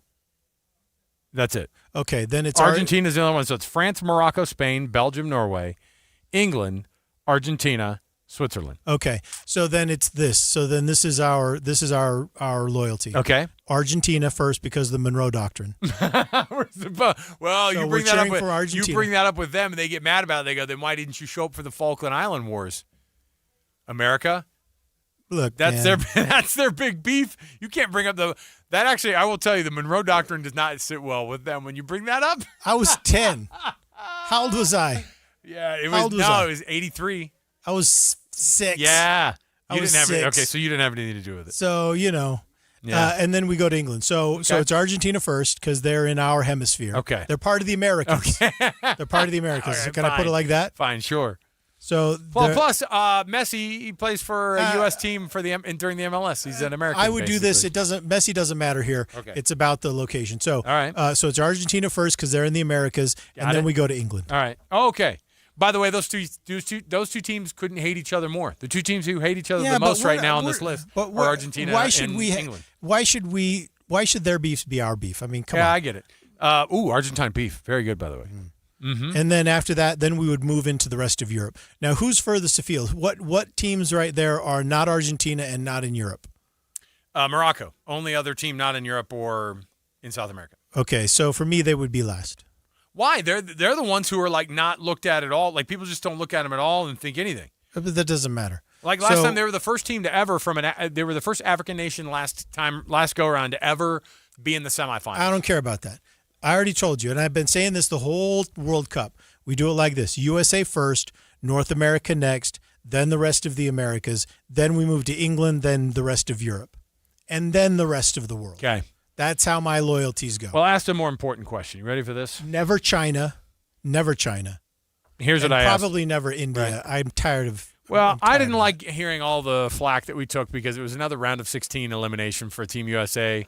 Like, it was the same old script. It was supposed to be like happiness, and then we ended up just blowing it again. Now, so I wanted to feel better. I want to feel better about myself. Let me ask you. Okay. Let me tell you the question I just asked before you get to that text. I said, okay, tell me how the U.S. is better than all these countries. Oh, well all right. Done. Is that okay? Well asked. All right. Yeah. France, way better economy, more technology than France. Yeah. Higher disposable income for most households. Stronger venture capital ecosystem. Stronger venture capital. What a weird thing to. It's AI, dude. All right. Okay. Morocco. Fine. Are you ready for Morocco? Yeah. Way higher average income. Oh, I love that we're richer than you. Like, oh, we have so much more money than you. More universities, large research sector, stronger global military. Oh, see, now we're pulling out the big guns, literally. Do we have a stronger global military than Morocco? Well, that's think good to so. know. I know. That's great to know. Spain. Way more global technology leadership, stronger venture capital and startup ecosystems. What are we doing right now? Who is Copilot? And why are they pitching to? Why are they pitching to Microsoft. to the venture capital guys?